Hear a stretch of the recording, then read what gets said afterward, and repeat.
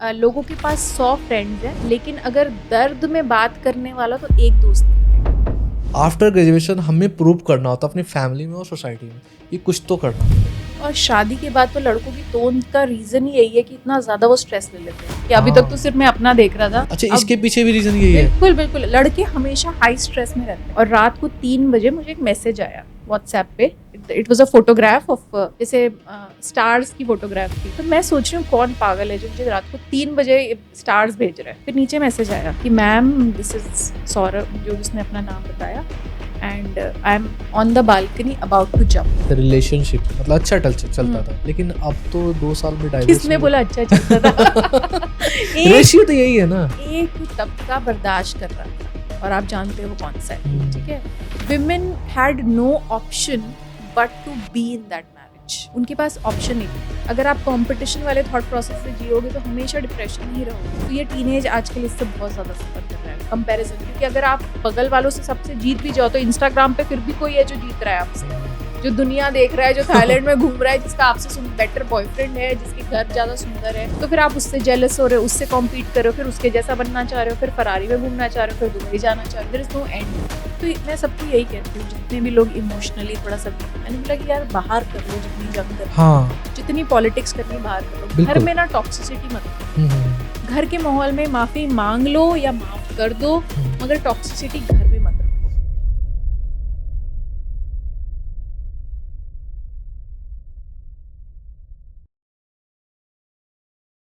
Mitali ma'am, सबसे पहले तो आपका स्वागत है हमारे शो PWS में। Thank you so much Sitanshu for और इतना having me दूर here. से आने के लिए स्पेशली क्योंकि कहते हैं ना, गर्मी में आज के डेट में कोई घर से निकलना भी नहीं चाहता। टेम्परेचर दिल्ली का पता ही सबको।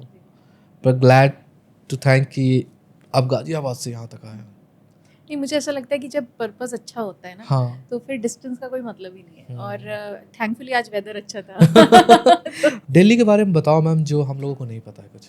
मैं बताऊँ, दिल्ली से ज़्यादा मैं एनसीआर के बारे में ज़्यादा बता सकती हूँ, प्लीज बिकॉज बताओ आई मैम। Live there. तो एनसीआर के बारे में ना लोगों को बहुत मिसकंसेप्शन है कि सिर्फ बिल्डिंग्स ही बिल्डिंग्स हैं, हाँ, मॉल्स ही मॉल्स हैं, और बट मैं बताऊँ वहाँ पर वो वाले लोग रहते हैं जो, पहली बात तो दिल्ली में रहना अफोर्ड नहीं कर सकते और अपना घर चाहते हैं। ओके। तो middle class, lower middle class people with very strong family values, है ना। तो मुझे ऐसा लगता है एक लाइफ है वहाँ पर भी, कुछ वहाँ पर भी लोग मिलजुल के फेस्टिवल्स त्योहार वगैरह मनाना चाहते हैं। दिल्ली से थोड़ा डिफरेंट है। हाँ, लेकिन मुझे ऐसा लगता है कि बहुत ही प्यारी जगह है, और जिन्होंने नहीं एक्सप्लोर किया ज़रूर एक्सप्लोर कीजिए। बहुत ही दिल वाले लोग रहते हैं, इवन दो दिल्ली में नहीं है। तो हॉल दिल्ली NCR कह रहे हो या पर्टिकुलर कोई मतलब NCR? मैं बिकॉज मल्टीपल जगह रह चुकी हूँ Okay. एनसीआर में, इंदिरापुरम में भी रह चुकी हूँ, गाजियाबाद में भी, ग्रेटर नोएडा में भी। सो मैं ओवरऑल बता रही हूँ कि बहुत अच्छी जगह है, रहने लायक एंड वेरी वेल प्लान्ड।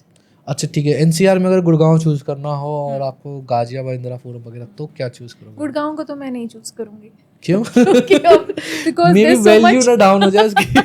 नहीं, because of the crime rate, okay. That's the only problem. Otherwise तो गुड़गांव में कोई कमी नहीं है।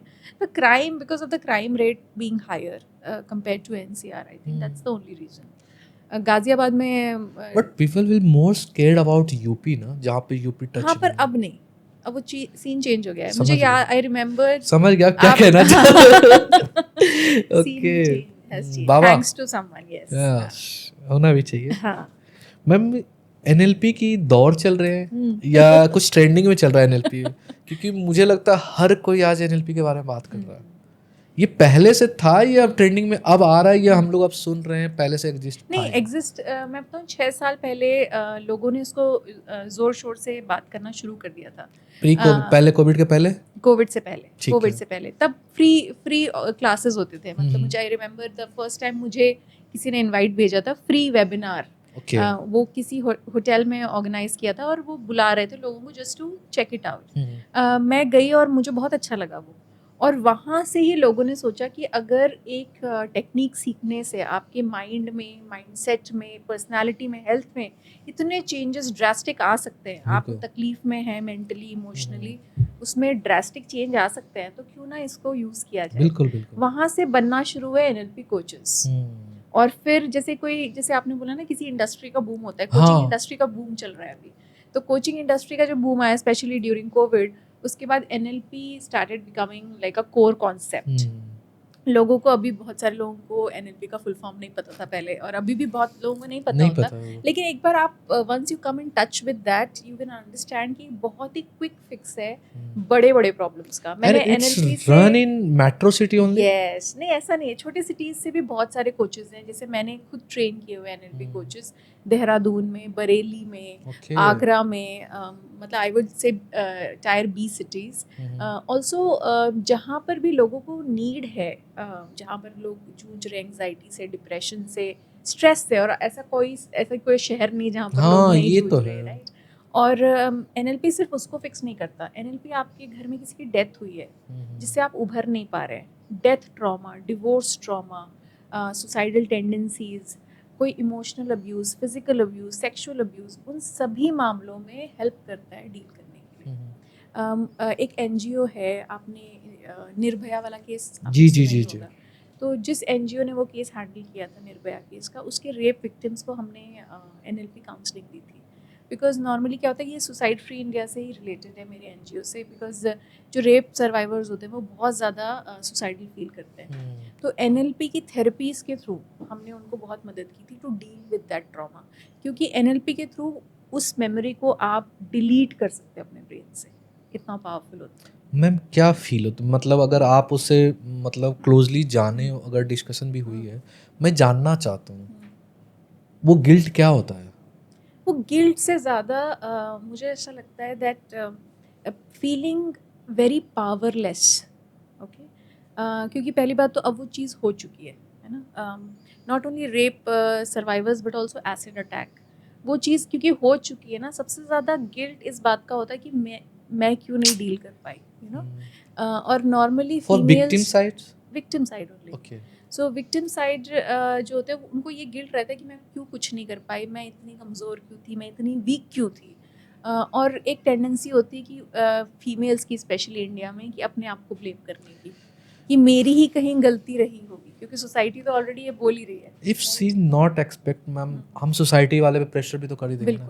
मे बी थी ऐसी, बिल्कुल, है ना। बिल्कुल, ये तो माइंडसेट ही है। हाँ। जैसे ही एक मौका ढूंढ ही रही होती है सोसाइटी कि क्या ये गलती करे या कुछ ऐसा हो कि बस इस पे सारा ब्लेम डाल दिया जाए। इट्स वेरी इजी, है ना, क्योंकि ये जो देखिए, जो भी कमज़ोर तबका होता है उसको ही इंसान ब्लेम करता है। जो भी कमज़ोर होगा वहाँ पर सारे इकट्ठे हो जाएंगे उसको ब्लेम करने के लिए। तो ये तो चला ही आ रहा है। और ये जो सडनली आपने शिफ्ट देखा है विमेन एम्पावरमेंट का, और ये जो फेमिनिज्म का जो कल्ट आया है, वो इसी वजह से आया ना कि किसी भी तबके को अगर बहुत ज़्यादा दबाया जाए तो फिर वो फट के निकलता है, ब्लास्ट करता है, और फिर सही गलत की समझ आए बिना ब्लास्ट करता है। तो लड़कियों को, क्योंकि फेमिनिज्म का कॉन्सेप्ट बहुत दबाने के बाद सडनली आया, जिन्होंने अपनी मदर्स को देखा है अब्यूज होते हुए, उन्होंने फिर सडनली ठान लिया कि मेरे को मैस्कुलाइन बन जाना है। मतलब उनको लगता है आज़ादी का मतलब है नौकरी और पैसा, एक ही मतलब है बस आज़ादी का। तो अब वो उससे उभर ही नहीं पा रही है, वो सही गलत नहीं, इसलिए अब मेंस में वो टेंडेंसी आ रही है suicide, you know, men are suffering because of that. तो ये बस एक कोर कॉन्सेप्ट है जो through NLP we can help. आप कैसे पहुंच गए इसमें? तो मेरा एक्चुअली एनएलपी सीखने का पर से वो नहीं था, मैं लाइफ कोचिंग सीख रही थी। ओके। और मेरी एक, जब मैंने 16 इयर्स कॉर्पोरेट में काम किया है, और मेरा कभी भी इंटेंशन नहीं था लाइफ कोचिंग करके कोई जॉब ही नहीं थी। हाँ। तो जब मैं कॉर्पोरेट करियर में थी, एक्सेंचर में, last company was Accenture, and उससे पहले मैंने आदित्य बिरला में, टेस्को में, यूके में काम किया हुआ है। बहुत सारे बड़े बड़े फर्म्स के साथ, फ्यूचर ग्रुप के साथ भी काम किया हुआ है। और 16 इयर्स कॉर्पोरेट के बाद मुझे ऐसा लगा कि मैं जो भी कर रही हूँ, it is not giving me happiness. Okay, तो किक नहीं मिला था उस 16 ईयर में? मतलब बहुत मिला था, और जब तक मिलता रहा तब तक करते रहे। फिर ऐसा लगा ना एक पॉइंट के बाद कि अब यार वो मज़ा नहीं आ रही। ओके। और क्योंकि मैं कॉम्प्रोमाइज़ करने वालों में से नहीं हूँ, तो मुझे लगा कि if something is not working, हो सकता है कुछ और है मेरे लिए, काम तो करना है, खाली तो बैठ नहीं सकती, मैं हैव टू डू समथिंग। पर ये छोड़ के एक बार देखते हैं कि what is the right thing for me. और मैंने बहुत कुछ ढूंढा, बहुत मोनास्ट्रीज में, एक सेल्फ सर्चिंग जैसे कहते हैं ना, जैसे अपनी इंटरनल जर्नी, अपनी सेल्फ डिस्कवरी, उसमें ये पाया कि मेरी लाइफ में सब कुछ है मगर एक चीज़ नहीं है, दैट इज़ कॉन्ट्रीब्यूशन। मैं सब कुछ अपने लिए कर रही हूँ और किसी और के लिए कुछ भी नहीं कर रही हूँ। मेरा बंगला, मेरी गाड़ी, मेरा बच्चा, मेरी फैमिली, मेरी जॉब, मेरा करियर, मेरा bank balance contribution for society for और for society, your for society. Okay. एक चीज़ और रियलाइज़ हुई सुधांशु, मुझे ये भी लगा कि हम जो जी रहे हैं ना, हम लोग जो पैदा हुए हैं, वो डेफिनेटली ये बेसिक चीज़ों के लिए नहीं पैदा हुए हैं। ऑब्वियस। अगर हमारा यही पर्पस होता कि बस पैदा हो, खाना खाओ, सो जाओ, उठो, शादी करो, बच्चे पैदा करो और फिर एक दिन मर जाओ, मेरे हिसाब से This cannot be the purpose of your 0.0001% life. लोगों को पता होगा ये Right. चीज। अगर यही पर्पस होता तो फिर हम में और हमारे दादाओं में फर्क क्या, मतलब अगर Obvious. वो और वो हम सेम ही लाइफ जीने वाले हैं तो फिर क्या फायदा हो रहा है? व्हाट इज कोई कंट्रीब्यूशन अगर नहीं, contribution is the only thing that makes your life worth living. Okay. अभी अगर कहीं शो में जाते हो तो कोई बोलता है यशस्वी जायसवाल कोई कजन तो नहीं, कोई फैमिली मेंबर तो नहीं? मैं चाहती हूँ कि यशस्वी जायसवाल कभी बोले कि मैं कजिन हूँ Mitali Jaiswal, that will be nice. Okay, लेकिन बट वो तो मुंबई से है ना, या वो भी दिल्ली से ही है? मैं भी एक्चुअली मुंबई जा रही हूँ, we are shifting, my husband is in Mumbai. Okay. तो अभी दिल्ली, मतलब हम 1 साल बाद शिफ्ट हो रहे हैं, बिकॉज अभी वो शिफ्ट हुए हैं। पहले ही वाज इन दिल्ली, पर अभी उन्होंने बिजनेस वहाँ स्टार्ट कर लिया है। So we are also shifting to Mumbai, so probably I will meet him. मे भी हो जाए मैम मिलना आपका। एनएलपी में कोई एज ग्रुप है क्या, मतलब जो आपको लगता है ज़्यादा से हिट करता है? जैसे लाइक एनएलपी की जरूरत सबसे ज़्यादा किस मतलब एज ग्रुप पे आपको लगता है या फेस किया आपने? देखिए, एनएलपी जो जिस चीज़ पे काम करता है ना, वो सबकॉन्शियस प्रोग्रामिंग पे काम करता ठीक है। और प्रॉब्लम क्या आ रही है कि जो मैंने जो लोगों को ऑब्जर्व किया है, over 20,000 people I have coached and trained, and उसमें जो एक कॉमन चीज़ I always see this is emotional disconnect. Okay, लोगों के पास 100 फ्रेंड्स हैं, लेकिन अगर दर्द में बात करने वाला तो एक दोस्त नहीं मिलेगा। ओके, सेम चीज़ मैं टीनेजर्स में देखती हूँ। टीनेजर्स हैंग आउट विद इतने सारे फ्रेंड्स हैं, इतने स्लैंग्स हैं, इतनी पार्टीज करते हैं, घूमने जाते हैं, लेकिन अपनी आइडेंटिटी क्राइसिस से जूझ रहे हैं और उनको पता नहीं क्या करना है, क्योंकि वर्ल्ड इतनी जल्दी जल्दी चेंज हो रहा है कि कोई एक करियर पाथ चूज नहीं कर पा रहे। okay. ऊपर से अपनी आइडेंटिटी पता नहीं है कि मैं क्या हूँ, मतलब मैं मम्मी पापा के हिसाब से चलूँ, आज की जनरेशन के हिसाब से, कि फ्यूचर के हिसाब से, किस चीज तो की कुछ प्लानिंग अपना लाइफस्टाइल से कंपेयर कर सकते हैं जब आप थे उस 14-16 ईयर में और अभी वाले में क्या देख रहे हो? बहुत, आई थिंक अभी की बच्चों की लाइफ बहुत टफ, मतलब लोगों को लगता है इजी है। थी ना? हाँ, हम लोगों की लाइफ में हमारे पास कोई ऑप्शन नहीं था, हमें थप्पड़ मार के बोल दिया था यही करना है। तो टू मेनी ऑप्शंस, हाँ, too many options are also a problem, right? अभी अगर आपको ऑप्शन ही ना हो शादी करने के लिए, बस यही इंसान है तुम्हारे लिए, शादी कर लो, स्ट्रेस नहीं है ना बिल्कुल भी। जब खुद डिसीजन लेना हो तो उसको चूज करने के लिए पहले खुद को समझना जरूरी होता है, और वो सबसे टफ जॉब है, खुद को समझना। To understand what I want is the biggest question. But अगर इसको सेकंड व्यू में देखा जाए, जैसे रिलेशनशिप को, पहले वाला रिलेशनशिप अच्छी, मतलब 10-20 मतलब अच्छा चलता था, लेकिन अब तो 2 साल में डाइवोर्स। किसने बोला अच्छा चलता था? रेशियो तो यही है ना। एक तबका बर्दाश्त कर रहा था, और आप जानते हो वो कौन सा है, ठीक है? Women had no option but to be in that marriage. उनके पास ऑप्शन नहीं था। मैं ये नहीं कह रही थी सारी शादियां अब्यूजिव होती थी, लेकिन बहुत ज़्यादा परसेंटेज ऑफ शादियां अब्यूसिव होती थी।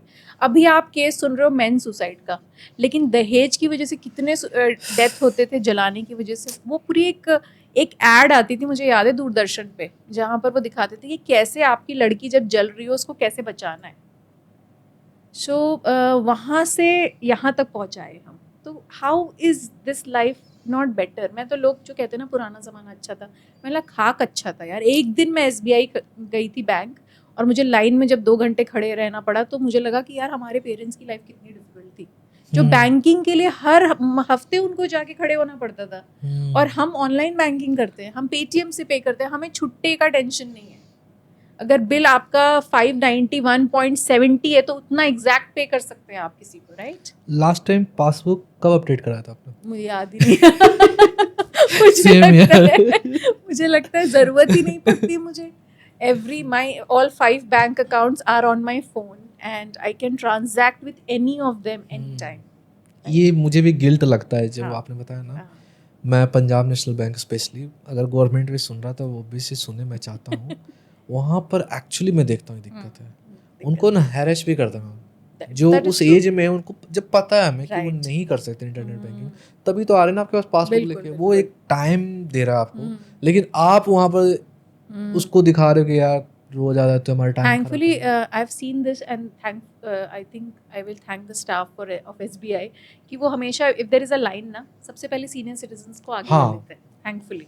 तो इतना तो मुझे लगता है ये बहुत अच्छी बात अच्छी है बात है। कि वो सीनियर सिटीजन्स को, और क्योंकि वो लोग खड़े भी नहीं हो सकते इतनी देर, जितनी लंबी लाइन है वो लोग इतनी देर इसीलिए तो मैं सबसे पीछे थी बिकॉज और once in a while he ऐसा मौका पड़ता है और आई रिग्रेट इट. मुझे ऐसा लगता है मेरी ज़िंदगी का कितना कीमती समय वेस्ट हो गया लाइन में खड़े खड़े, और क्या मैं उस टाइम में कितना कुछ कर सकती थी, बिल्कुल राइट? बिल्कुल कर सकते थे। एंड क्योंकि हम सब आजकल हसल कल्चर में हैं, तो एवरी मिनट इज इम्पॉर्टेंट, और मुझे ऐसा लगता है time is the only currency. पैसा तो आप कमा सकते हो, टाइम जो नहीं चला कर गया सकते, वो बिल्कुल नहीं। सो ये तो हर किसी के पास है, चाहे अंबानी सर हो चाहे हमारे लिए बिल्कुल 24 घंटे का 24 घंटे। बिल्कुल absolutely. मैम ये 16 ईयर जो आपने बोला कॉर्पोरेट में किया है, वहाँ पे आपको मतलब लगाने की खुद के एक बिजनेस स्ट्रैटेजी में, मतलब बिजनेस को ही बढ़ाना चाहिए, एनएलपी क्यों चूज किया? कुछ और भी रीजन थे इसके मेजरली? सो एनएलपी चूज नहीं किया. जब मैंने ये डिसाइड किया कि मुझे कंट्रीब्यूशन करना है, ठीक ये है, हाँ, मैंने सोसाइटी के तब मुझे ऐसा लगा कि कंट्रीब्यूशन कैसे करना है ना. ये तो पता चल गया कि कंट्रीब्यूशन करना है, पर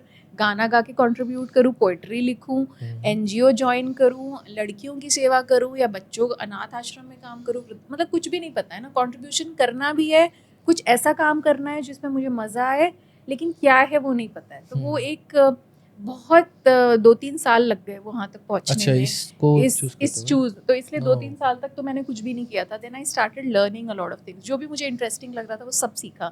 उसमें मैंने लाइफ कोचिंग सीख लिया, एनएलपी सीख लिया, ड्रीम एनालिसिस, हिप्नोसिस, व्हाटएवर जो भी मुझे सीखना, जो भी मुझे इंटरेस्टिंग लगा सीख लिया. और मैंने देखा कि मेरा इंटरेस्ट थोड़ा इस साइड है, मतलब माइंड और एंग्जाइटी और डिप्रेशन को कैसे डील करते हैं. फिर मैंने डिप्लोमा इन साइकोलॉजी भी कर लिया. फिर मुझे लगा कि इतनी इन्फॉर्मेशन है मेरे पास, और लोग मुझसे बात करना पसंद करते हैं, कंफर्टेबल फील करते हैं, और मैं नॉन जजमेंटल हूँ पहले से ही थी, एक पर्सनालिटी होती है, और मुझे ऐसा लगता है कि मैं बहुत अच्छा लोगों को काउंसलिंग कर सकती हूँ. तो फिर मैंने I started doing free counselling with an NGO, और मैंने 1.5 साल तक सिर्फ फ्री काउंसलिंग करी है, जब तक मुझे ये श्योर नहीं हो गया कि सच में मैं एक अच्छी काउंसलर और कोच बन सकती हूँ. तब तक मैंने फ्री सर्विस दी. उसके बाद मैंने अपनी कंपनी स्टार्ट की life Sutra, where we train, not only we give coaching but we also train coaches. Okay. जो लोग लाइफ कोचेस बनना चाहते हैं, एनएलपी प्रैक्टिशनर्स बनना चाहते हैं, एस्ट्रोलॉजर्स बनना चाहते हैं, रेकी हीलर्स बनना चाहते हैं, we train all of them. क्योंकि लाइफ सूत्रा का कॉन्सेप्ट ये है कि जो हमारी इंडियन माइथोलॉजी में भी और आप इंडियन कल्चर में भी देखो, बहुत सारे हिडन जेम्स है वेदास में भी. हिडन आयुर्वेदा जैसे आप फॉर एग्जांपल कि बहुत सारी ऐसी हिडन जेम्स है इंडिया में जो अभी अनएक्सप्लोर्ड है. हाँ. जैसे योगा एक निकल के आया तो फैल गया, राइट? फैल गया कि बिल्कुल. भाई इसमें इतनी एक्सरसाइज में इतना ज़्यादा कूदना फांदने की ज़रूरत नहीं है. Just by doing little stretching आप अपने बॉडी को फिट रख सकते हो. वैसे ही और भी ऐसी छोटी छोटी चीज़ें हैं, जैसे एस्ट्रोलॉजी है, वास्तुशास्त्र है, रेकी है. तो इन सबको, एंशिएंट विजडम को हमने एनएलपी और साइकोलॉजी से मिला के कॉन्सेप्ट तैयार किया है, that is life Sutra. But ma'am कभी कभी लगता नहीं ये सोशल अवेयरनेस जो रेवोल्यूशन चल रहा है, इसमें कुछ मिसगाइड भी हो रहे हैं क्योंकि कौन डिसाइड करे कहाँ जाना है. बिल्कुल, ये तो है ही. और मुझे ऐसा लगता है नॉट बेस्ट से बेस्ट कोच ज़रूरी नहीं आपके लिए सही कोच हो. ये ना वन टू वन ट्यूनिंग होती है कोचिंग में भी. जैसे अगर मैं बहुत एग्रेसिव कोच हूँ तो मैं बहुत ज़्यादा सॉफ्ट लोगों के साथ काम नहीं कर सकती. मैं खुद ही मना कर देती हूँ, I am not the coach for you, I will suggest someone else. क्योंकि हर कोच का एक स्पेसिफिक, जैसे कहते हैं ना, when the child is ready the teacher appears, वैसे ही जब द काउंसली और the coachee is ready only then the coach appears. तो based on your specific need आपको कोच चूज करना पड़ता है. तो वो कैसे जज करे मैम? 5 मिनट के सेशन में कोई कैसे जज करे? इसलिए there is something called discovery sessions जो करते हैं, 15-20 मिनट का होता है वहाँ पर, जहाँ पर आपको एक 15-20 मिनट कोच से इंटरेक्शन का मौका मिलता है. ओके. और वो कोच की रिस्पॉन्सिबिलिटी है to make you so comfortable. और आपको अगर लगे कि मुझे नहीं, इनके साथ मुझे मज़ा आएगा, यू नो, अपनी लाइफ को मैं सुधार रहा हूँ, चेंज कर रहा हूँ, तो मुझे इनके साथ मज़ा आएगा, दिस इज़ द कोच. आपने ग्रंथों को मेंशन किया, ये कहीं पे कनेक्टेड है एनएलपी और जैसे लाइक गीता या यजुर्वेद अथर्ववेद की जो भी बात की आपने, कहीं पे कनेक्टेड है ये सिमिलर? तो जो अकल्ट साइंसेस हैं, है ना, जैसे कि reiki, vastu, astrology, all of these occult science, tarot also, they deal in spirituality, है ना। पर टैरो तो बाहर से आया ना मैम? नहीं, एक्चुअली इजिप्शियन है, लेकिन अब तो इंडिया में भी टैरो बहुत कॉमनली यूज हो रहा है। तो मैं इसको एंशिएंट विजडम मानती हूँ, चाहे कहीं से भी आया हो, आपने उसको इंडिया में इनग्रॉस कर लिया, अडॉप्ट कर लिया, लोग यूज कर रहे हैं उसको। और अगर सारे ही अकल्ट साइंसेस को देखा जाए तो there is a spiritual angle to it. और मुझे ऐसा लगता है कोई भी टाइप की मेंटल हीलिंग स्पिरिचुअलिज्म के बिना नहीं हो सकती। तो अगर आप किसी को हील कर रहे हो ना, सिर्फ मेंटली हील करने से नहीं चलेगा, spiritually, mentally, emotionally, physically, financially, पांचों एरिया में हील करना जरूरी है। तो क्योंकि पांचों एंगल्स पे हम काम करते हैं, तो पांचों एंगल्स के लिए सारे एलिमेंट्स चाहिए, and that's how it is. Okay. वो आपने सुसाइड की बात की थी ना, जो आग से जला देते हैं। जब मैं 10th में था ना, तो मेरे ना, जहाँ मैं हॉस्टल में रहता था ना, उसके 2-4 घर पहले ना सिलेंडर से बहू को जला दिया। वो बहुत कॉमन था। बट ये सही बोल रहे हो अब, दोनों मतलब दोनों ने एक तरफ हो रहा है तो शायद हाईलाइट हो रहा है। इसके पहले दबाया जाता था। राजस्थान में कई केस है, अभी भी है। हाँ, अभी भी तो आया मैंने ना वो। रिसेंटली एक सुना, एक सास को जला दिया गया, मतलब अबाउट टाइम। बहुत सासों ने बहुओं को जलाया है, तो अगर एक सास किसी ने जला दिया भगवान, इट्स अबाउट टाइम। तो ये क्या है ना, किसी को भी अगर हद से ज़्यादा दबाया जाएगा तो इसी तरह होगा। जैसे किसी भी माइनॉरिटी को भी अगर आप बहुत ज़्यादा दबाते हैं, ये terrorism is also a result of that. अगर आपने किसी को दबाया है तो वो कहीं ना कहीं निकलेगा, कहीं ना कहीं उसका एग्रेशन निकलेगा। तो मुझे ऐसा लगता है कि इसीलिए तो इक्वालिटी, डेमोक्रेसी, सेक्युलरिज्म की बात करते हैं हम, कि भाई बराबरी रहे, है ना, मेल फीमेल में भी वो बराबरी रहे, और अलग अलग रिलीजन में भी बराबरी रहे, कोई ऊपर नहीं है, कोई नीचे नहीं है। और रिलीजन का स्पिरिचुअलिटी से कोई लेना देना भी नहीं है। जो लोग स्पिरिचुअल है उनको कोई फर्क ही नहीं पड़ता आप कौन से रिलीजन के, कौन से कास्ट से, बिहार से हैं कि राजस्थान से हैं कि अमेरिका से हैं। मैंने देखा इस्कॉन टेम्पल में यूरोपियन, रशियन, हिंदूज, मुस्लिम सब बैठ के गाना गा रहे हैं कृष्ण की भक्ति के, राइट, क्योंकि उनका कोई रिलीजन से मतलब ही नहीं है, स्पिरिचुअलिस्ट है सब, राइट। इस लेवल की सोच कैसे आ सकती है लोगों में? हर किसी के पास नहीं आती है ना। बट सब एक्चुअली सब देख रहे हैं, लेकिन वो अप्लाई क्यों नहीं कर पा रहे हैं? नहीं कर सकते ना, क्योंकि हर किसी का एवोल्यूशन अलग अलग लेवल पे चल रहा है। फॉर एग्जाम्पल, कोई, जैसे आप ये तो पास्ट लाइफ में मानते हैं कि नहीं पता नहीं, लेकिन ये तो मानते हैं कि ये ह्यूमन बनने के लिए आपको मल्टीपल पास्ट लाइफ से गुजरना पड़ता है ना। तो जो अभी मानते हो आप ये? मैं तो मानती हूँ 100%, क्योंकि कुछ लोग छुछुंदर जैसी हरकतें करते हैं ना, क्योंकि पिछले जन्म में वही थे।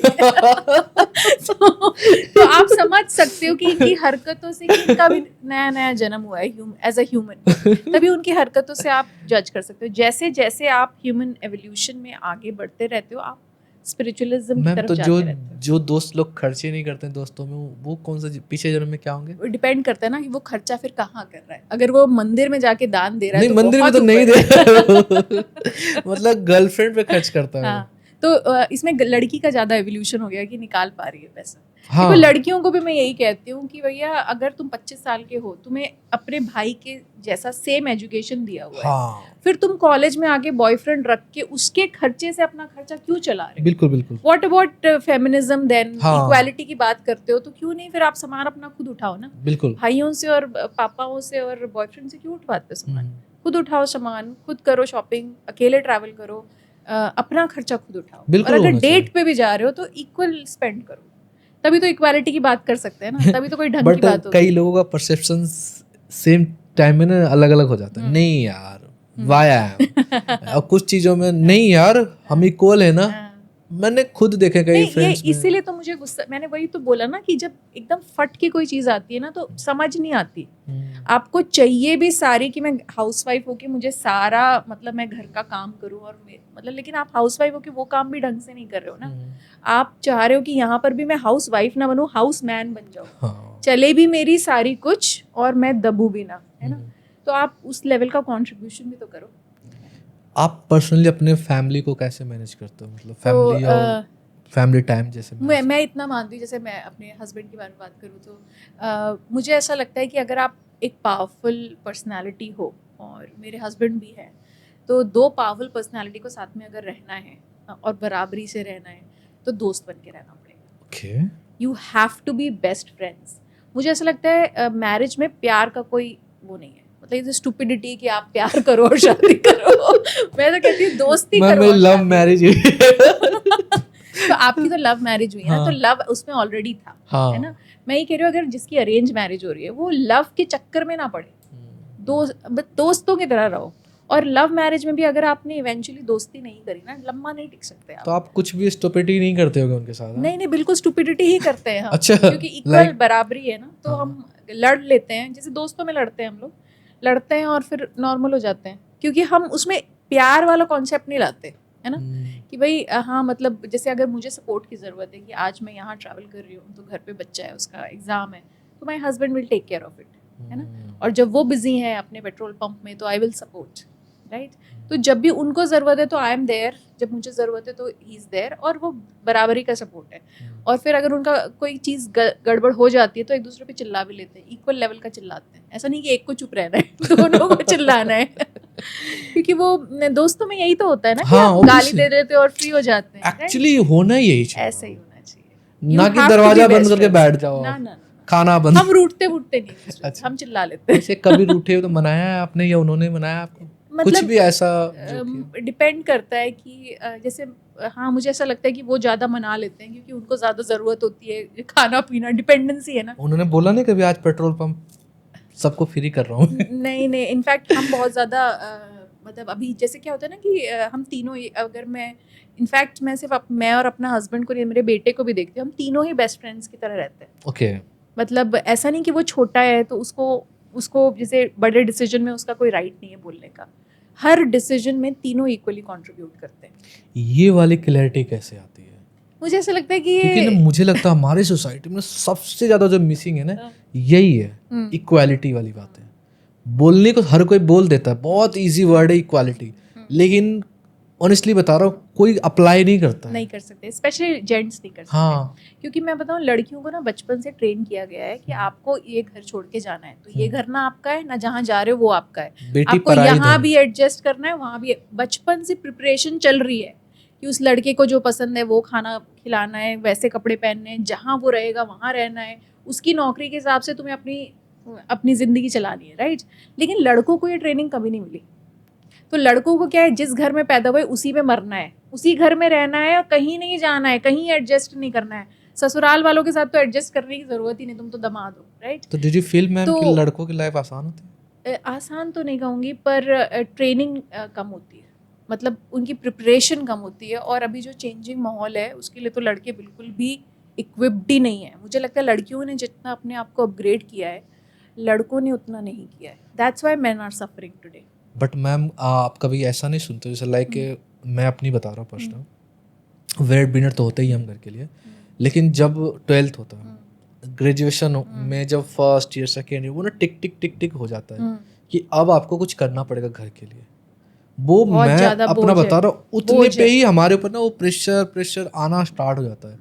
आफ्टर ग्रेजुएशन हमें प्रूव करना होता है अपनी फैमिली में और सोसाइटी में कि कुछ तो करना पड़ेगा। और शादी के बाद तो लड़कों की तोंद का रीजन ही यही है कि इतना ज्यादा वो स्ट्रेस ले लेते हैं कि अभी तक तो सिर्फ मैं अपना देख रहा था। अच्छा, इसके पीछे भी रीजन यही है? बिल्कुल बिल्कुल, लड़के हमेशा हाई स्ट्रेस में रहते हैं क्योंकि उनको समहाउ पता नहीं सोसाइटी ने ऐसा बना दिया है कि तुमको भाई हम बचपन से तो बहुत लाड प्यार में पालेंगे क्योंकि कल तुम्हें हमें पालना है। तो वो इसी माइंडसेट से उनको पाला जाता है और लड़कों पे इतना ज़्यादा बोझ होता है, इसलिए ज़रा सा भी फाइनेंशियल डिस्ट्रेस जब आ जाता है, लोन चुका नहीं पा रहे या शेयर मार्केट डाउन हो गया, तो कितने सुसाइड्स होते हैं। लड़कियों की सुसाइड नॉर्मली इमोशनल रीजंस की होती है, लेकिन लड़कों की सुसाइड फाइनेंशियल रीजंस की वजह से होते हैं। मुझे याद है एक बार one of the suicide cases that I was handling, मैं देहरादून में थी, अपने हस्बैंड हम लोग मसूरी जाने वाले थे और रात को 3 बजे मुझे एक मैसेज आया व्हाट्सएप पे। It was a photograph of जैसे स्टार्स की फोटोग्राफ थी। तो मैं सोच रही हूँ कौन पागल है जो मुझे रात को 3 बजे स्टार्स भेज रहा है। फिर नीचे मैसेज आया कि मैम दिस इज़ सौरभ, जो भी उसने अपना नाम बताया, and I am on the balcony about to jump. और फिर मैंने वो फ़ोन उठाया और मैं नंगे पैरी, मैं कॉरिडोर, होटल में थे हम लोग, कॉरिडोर में मैं भाग गई, मुझे बात करनी पड़ी और ये लोग सो रहे थे सब फैमिली। सो आई ऐसे ही मैं बाहर चली गई नंगे पैर और फिर मैंने उसको कॉल किया और उसने जब कॉल किया वो ऑलरेडी मैंने बोला तुम कैसे, तुम खड़े हो कैसे, आई यू स्टैंडिंग? बोलता है हाँ मैं खड़ा हूँ। और मैंने तुम कुछ पकड़ा हुआ है, और वो ड्रंक था, बहुत ज़्यादा ड्रंक। उफ, और मैंने बोला अच्छा ठीक है, मुझे कुछ इंपॉर्टेंट बात करनी है, तो तुम 1-2 मिनट के लिए नीचे उतर आओ, फिर हम बात करते हैं, फिर जो करना है कर लेना, ठीक है? उसने बोला ठीक है मैम। फिर उसने बताया कि वो बचपन से उसकी लाइफ इतनी डिफ़िकल्ट रही है, वो उसके अनाथ था वो, और पेपर बेचने से उसने शुरू किया था। अभी वो पार्लियामेंट में जॉब करता है, मतलब वहाँ से he is वहाँ तक। alive. हाँ हाँ हाँ। Wow, thank सो God, ma'am. वो वहाँ से वहाँ तक पहुँचा, और उसने बहुत मेहनत से पैसा इकट्ठा कर कर करके अपने जीवन बहुत मुश्किल से बनाया हुआ है। और उसने इकट्ठा करके 1-2 करोड़ रुपए इकट्ठा कर लिया था, और किसी ने उसको कोई स्कीम बताई, और उसने अपना सारा पैसा उसमें इन्वेस्ट कर दिया, और वो सारा पैसा डूब गया, और उसकी शादी को सिर्फ 3 महीना हुआ है अभी। तो उसको लग रहा है कि मैंने इतने सालों जो वो किया था, अब क्या ही बचा मेरे लिए, वैसे भी कोई नहीं है फैमिली में। तो मैंने बोला पर अब तुम्हारी बीवी है, योर वाइफ इज़ देयर। वो इसलिए मरना चाह रहा था, उसको ऐसा लग रहा था कि मेरी बीवी के लायक नहीं हूँ मैं, वो शादी करके मेरे घर पे आई है और मेरे पास कुछ नहीं है अब, गिल्ट में चला गया। जबकि जॉब है उसके पास पार्लियामेंट में, हाँ, is working at a very prestigious place.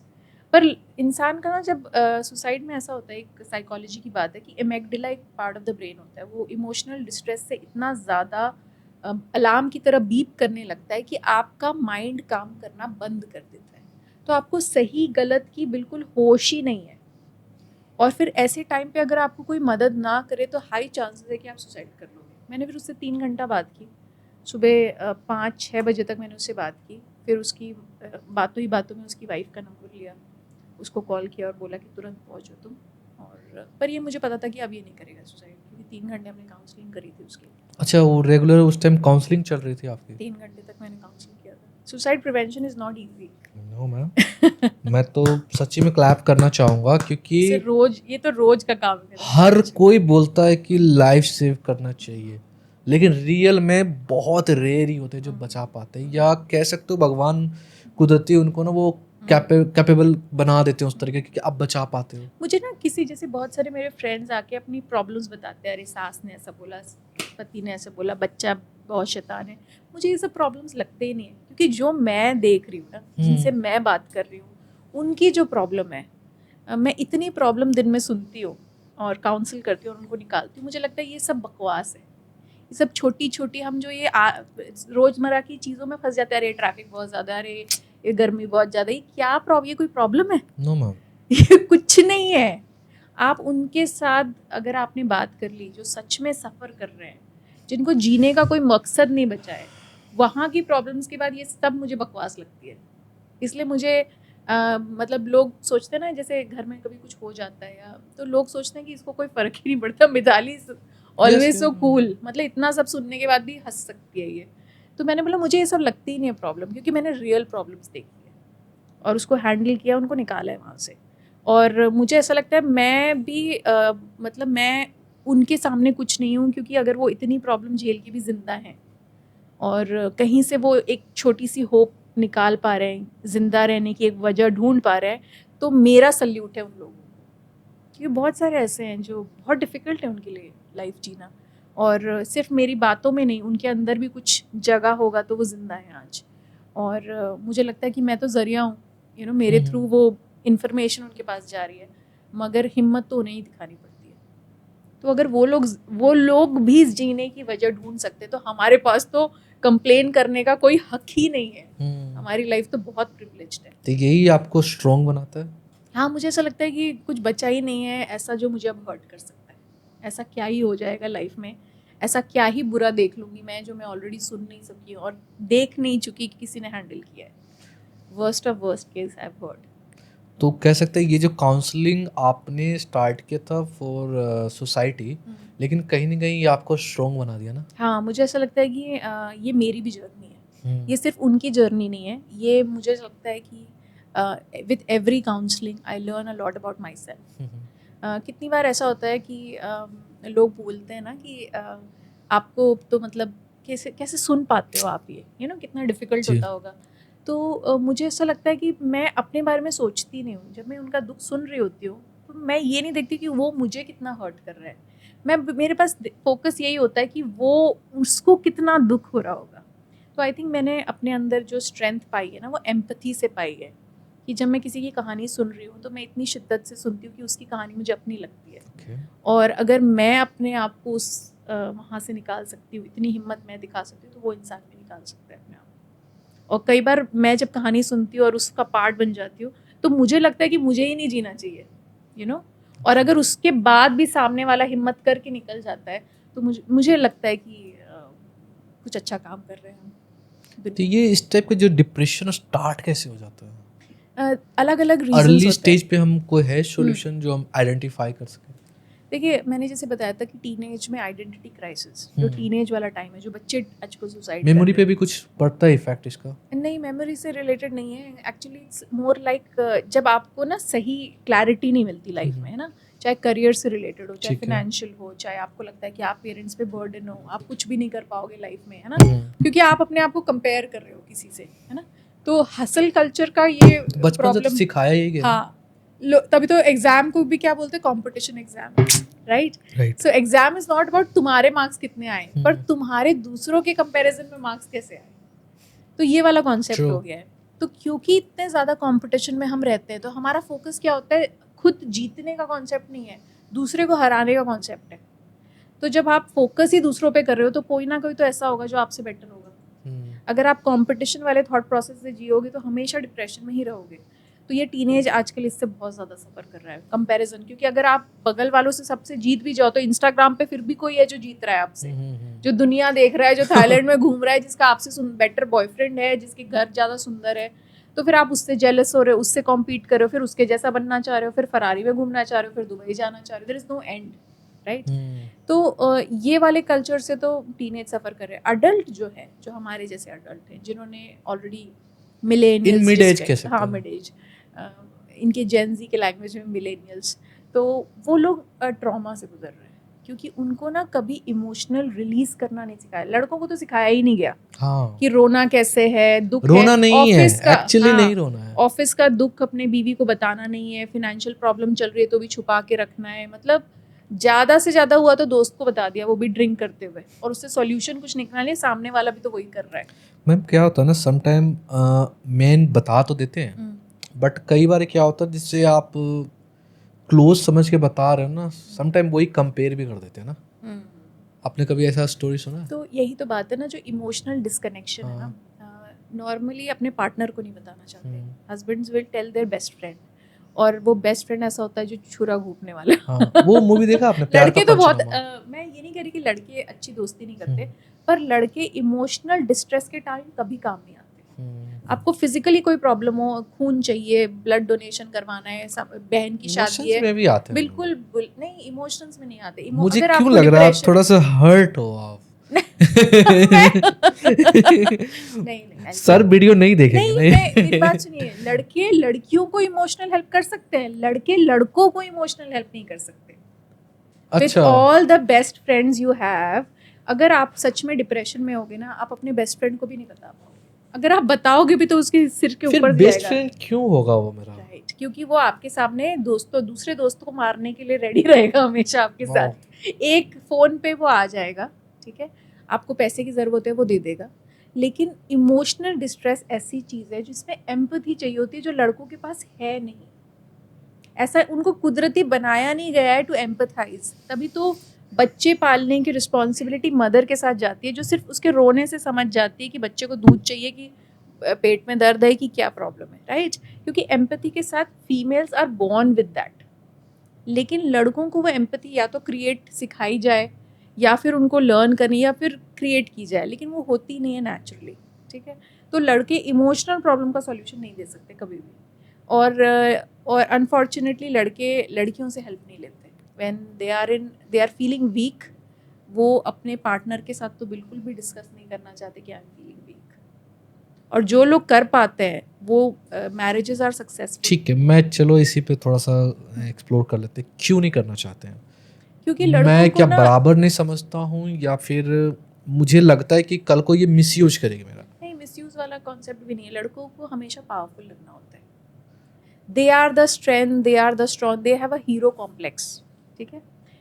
In fact लड़कियों के बीच में ऐसी बातें भी होती हैं, मैं लड़कियों की गॉसिप बता रही हूँ आपको, कि अगर आपको कोई लड़का आपको पसंद है और आपको उसको पटाना है तो आप उसको हीरो फील करवाओ, ठीक है, कि अरे तूने मेरे लिए ऐसा कर दिया, मेरे से सामान नहीं उठाया जा रहा, उठा दे प्लीज, बिकॉज लड़कों को ये प्रॉब्लम है कि उनको हीरो बनना है और उस चक्कर में वो कभी भी अपनी तकलीफ नहीं बताना चाहते, इसलिए वो झेलते जाते हैं और एक पॉइंट आता है जब वो टूट जाते हैं। मैम आपने प्यार का पंचनामा देखा है?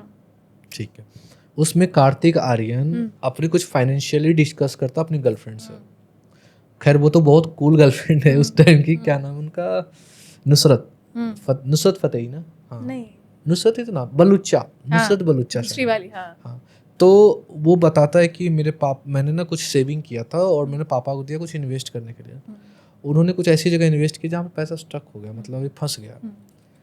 बट उस लड़की ने अपने फादर को भी सेम चीज़ बता दी कि इसको ना शायद मेंटोरशिप की ज़रूरत है, गाइडेंस की ज़रूरत है, इसने कुछ XY अमाउंट अपने फादर को दिया था, अब उसने डिफरेंट दे दिया उन्होंने, कि लैक ऑफ एजुकेशन या कुछ भी करके उन्होंने पैसा लगाया और वो डिस्ट्रॉय हो गया। अब वो उनके फादर आके एडवाइस दिए उनके सामने, तब वो कार्तिक आर्यन बड़ा अनकंफर्टेबल सा होता है कि यार मैं ये चीज़, ये हमारे बीच की बात थी, तुमने बीच में किसी और को क्यों इंटरफेयर किया? ठीक है फादर है, लेकिन क्यों किया अभी? तो मुझे एक बात, तो यहाँ पर देखो मैंने तो ट्रस्ट किया ना, लेकिन दिक्कत तो वहाँ पर आई ना। करेक्ट। तो इसमें क्या होता है ना, लड़के अब वही बात है ना, क्योंकि हीरो बनना है, लड़की मैम इसमें हीरो कहाँ था? मैं बता रही हूँ कैसे एक्सप्लेन इट। व्हाट लड़की क्या करना चाह रही है? मदद करना चाह रही है, मदद कर, यस और नो, है ना? इंटेंशन उसका अच्छा है, राइट? कोई छुरा तो नहीं घोप रही पीछे, है ना? She is trying to help, but लड़कों को हेल्प नहीं चाहिए, बट क्योंकि हेल्प कौन लेता है? जो वीक होता है। नहीं मैं समझ गया, हीरो कभी हेल्प लेता है नहीं। मैं समझ गया, but whole story of movie आप उसमें देखोगी, लड़की एंड टाइम पे उसको छोड़ देती है। देखो जब अब एक चीज़ क्या होता है, जैसे आप रिलेशनशिप में आते हैं ना, आज जिसे सर के बारे में बता रहे हो ना कि हमें इक्वालिटी, हम दोनों अप्रोच करते हैं आपस में भी, ठीक है, लेकिन वहाँ पर जब स्टोरी स्टार्ट हुई, मिड में जब ये सब चीज़ें हुई है, जब एंड होती है, तब वो एंड मोमेंट पे आप क्या सोचते हो? यार मेरा ये जो था ना डिसीजन मेरे हिसाब से ठीक था, क्योंकि मैं इसके साथ शायद नहीं रहना ही ठीक है ना? तो वो जो ब्रेकअप होता है वो अच्छे के लिए हो गया ना फिर तो। नहीं, ब्रेकअप के बहुत सारे रीजंस हो सकते हैं और वो मुझे लगता है केस टू केस होता है ना? कभी कभी इंसान पावरफुल लड़की के साथ नहीं रह सकता, कभी कभी वीक लड़की के साथ नहीं रह सकता, कभी कभी बहुत ज़्यादा इंटरफेयर करने वाली लड़की के साथ नहीं रह सकता, और कभी कभी ऐसी लड़की के साथ नहीं रह सकता जो बिल्कुल भी इंटरेस्टेड नहीं आपकी लाइफ में, राइट? तो वो तो केस टू केस होता है और हर लड़का भी डिफरेंट होता है, ऐसा नहीं कि सारे लड़कों की अपब्रिंगिंग सेम है और कॉन्सेप्ट सेम है। Kartik Aaryan is just one personality type, है ना? उसमें जो उसकी पर्सनालिटी दिखाई गई है, के बारे में 2.5 मिनट स्पीच दी है उस मूवी में। बिकॉज देखिए ऑडियंस को क्यों कनेक्ट होता है कि ऑडियंस चाहती है कि यार लड़कों की प्रॉब्लम के बारे में भी तो बात की जाए, और सच है कि लड़कों के प्रॉब्लम के बारे में कोई बात नहीं करता। कोई नहीं करता। Thankfully that movie spoke about something, पर इज दैट 100% ट्रू और नॉट, ये तो क्वेश्चन मार्क है, राइट? पर पॉइंट ये है ना कि लड़कों, मैंने बताया हम अपने आसपास के एग्जांपल तो ले ही सकते हैं। हाँ बिल्कुल। हीरो कॉम्प्लेक्स का प्रॉब्लम ये है कि अगर आप हीरो बनना चाहोगे तो क्योंकि आप क्यों बनना चाहते हो कि मैंने जिम्मेदारी भी तो ली है ना, तो जो जिम्मेदारी लेगी उसकी चलेगी भी, बिल्कुल। और वही करते हैं लड़के, घर में हुक्म चलाते हैं और जिम्मेदारी भी सारी लेते हैं, है ना? फादर की बीमारी की, मम्मी की दवाइयों की, बहन की शादी की, घर में बच्चे के स्कूल के एजुकेशन की, सारी जिम्मेदारी किसकी? आप ही की है। और आप जिम्मेदारी लेते हो तो भाई मेरी तो चलेगी ना, फिर तो मैं हुक्म चलाऊंगा और मैं चलाऊंगा, लेकिन अगर मुझे तकलीफ होगी तो मैं सोचते मैंने ही सबकी जिम्मेदारी ली है, सबकी प्रॉब्लम्स तो मैं सॉल्व करता हूँ, मेरी प्रॉब्लम थोड़ी ये सॉल्व कर पाएंगे। मैं एक थोड़ा सा वीडियो डिस्क्राइब करना चाहूँ। मेरे फ्रेंड, ये अनमोल है और आकाश चौधरी मेरा फ्रेंड है जो मूवी बनाता है यूट्यूब पे, फेसबुक वगैरह पे। उन्होंने एक वीडियो डाला था यूट्यूब पे जिसका 40 मिलियन गया ना, 40 मिलियन वीडियो गया। वीडियो कंटेंट देखना मैम क्या था, वहाँ पे जो हस्बैंड था ना वो अनएम्प्लॉय था, पहले एम्प्लॉय था वो। उसने बोला ठीक है अगर आपका इंटरेस्ट है तो आप जॉब करो, कोई दिक्कत नहीं। जॉब किया लड़की ने, अब कुछ हुआ सर्कमस्टेंसेस कि इसकी जॉब चली गई, तो वहाँ पर जो अपोजिट कैरेक्टर, मतलब लड़की ने इस तरह से उसको इरिटेट किया ना, उसको फील इतना कराया कि यार तुम किसी लायक ही नहीं हो। बिल्कुल सही। और सोचो वो 40+ मिलियन गया वीडियो, रोता हुआ वीडियो बनाया वो। लड़कियों को नहीं आती जिम्मेदारी लेना, बिल्कुल भी नहीं आती। अगर हस्बैंड वाइफ दोनों कमा रहे हैं ना, तो लड़का अगर कमाएगा तो सारी जिम्मेदारी लेगा, पूरी फैमिली सारा खर्चा करेगा। लेकिन लड़की अगर कमाएगी सिर्फ अपने ऊपर खर्चा करेगी। ये सैड रियलिटी है और ये सच है। मैंने वही तो बोला ना, लड़कियों को आता ही नहीं है वो करना, और उन लड़कियों को सडनली लगने लगा है कि आज़ादी का मतलब है पैसे कमाना, लेकिन पैसे कमाने के बाद सिर्फ अपने ऊपर खर्च करना इज नॉट आज़ादी। Yes. इक्वालिटी की बात कर रहे हो तो खर्चा भी आधा उठाओ ना, फिर ये नहीं करना चाहती है, राइट? एक बात और मुझे आप एयरपोर्ट से पिक करो, हाँ। मगर मैं आपको एयरपोर्ट से पिक करूँ, ये नहीं समझ आता उनको। ये भी तो इक्वालिटी है। हाँ, अगर आप चाहते हो कि लड़का आपको पिकअप करे हर जगह से, तो आप भी तो उसको पिकअप करो कभी से, मतलब आप बराबरी की बात कर रहे हो। तो यही तो प्रॉब्लम है ना। अब लड़के इसीलिए बात नहीं करते, लेकिन लड़कों ने ये नहीं समझ, सारी जिम्मेदारी उठा के और अपनी वीकनेस छुपा के और तकलीफ दबा के अपना ही तो नुकसान कर रहे हैं। ज़्यादा हीरो बनने के चक्कर में हीरोइन को कुछ काम नहीं करने दे रहे, राइट? वही तो प्रॉब्लम है। कई बार तो पता है इतनी एजुकेटेड वाइफ्स को घर में बिठा रखा है। हाँ, वेस्टेज ऑफ टैलेंट। उसको थोड़ी सी आज़ादी दो, उसको करने दो, वो भी खुश रहेगी, कंट्रीब्यूट करेगी, आपकी भी रिस्पॉन्सिबिलिटी कम होगी, दोनों ही पीसफुली रह सकते हैं। मैम एक तो जो हम लोग इक्वालिटी की बात कर रहे थे अभी, जिसमें होता है कि हस्बैंड और वाइफ दोनों जॉब करते हैं, आपको ऐसा फील होता है कि इस हमारी जो एक्सपेरिमेंट है, मतलब इक्वालिटी के चक्कर में मेंस के जॉब जा रहे हैं? मतलब मे बी ये मुझे- कंट्रोवर्शियल हो सकता है, लेकिन मैं चाहता हूँ कंट्रोवर्शियल ना हो, लेकिन मैं चाहता हूँ एक अच्छा आंसर भी मिले, क्योंकि कहीं ना कहीं देखो जॉब तो एक ही है ना, बट उम्मीदवार दो हो रहे हैं वहाँ पे। जॉब उतने ही है, थोड़ी थोड़ी चीज़ों में बढ़ गया है, लेकिन अब सोचो ना, अब मैन भी कर रहे हैं, वुमेन भी कर रहे हैं, सारे जॉब कर रहे हैं, तो जॉब कहीं ना कहीं अपॉर्चुनिटी तो कम हो रही है ना हमारे यहाँ। अभी इसके बारे में ना मुझे करेक्ट डेटा नहीं है मेरे पास, पर मुझे ऐसा लग रहा है कि ऐसा भी होगा इवेंचुअली कि बहुत सारे husbands will choose to become house husbands, हाँ, है ना? और वो है ना नथिंग movie। रॉन्ग विद कियन का, हाँ, राइट? तो वो अच्छा, देख चुके हैं। हाँ, nothing wrong with that if someone chooses to do that. मुझे लगता है कोई वो नहीं है। और जेंडर रोल रिवर्स होंगे। बहुत सारे ऐसे कपल्स है जिन्होंने डिसाइड किया कि हमें बच्चे नहीं पैदा करने, यू नो, जिनको डिंग्स कहते हैं, डबल इनकम नो चिल्ड्रन। तो ये बाहर कंट्री में ज़्यादा हो रहा है मैम? नहीं, बाहर का मुझे ऐसा लगता है इंडिया में भी ये मैं बताऊँ, ये हस्बैंड वाइफ की पर्सनल चॉइस है। नहीं, हस्बैंड वाइफ तक तो जा ही नहीं रहे हैं, शादी नहीं कर रहे ना।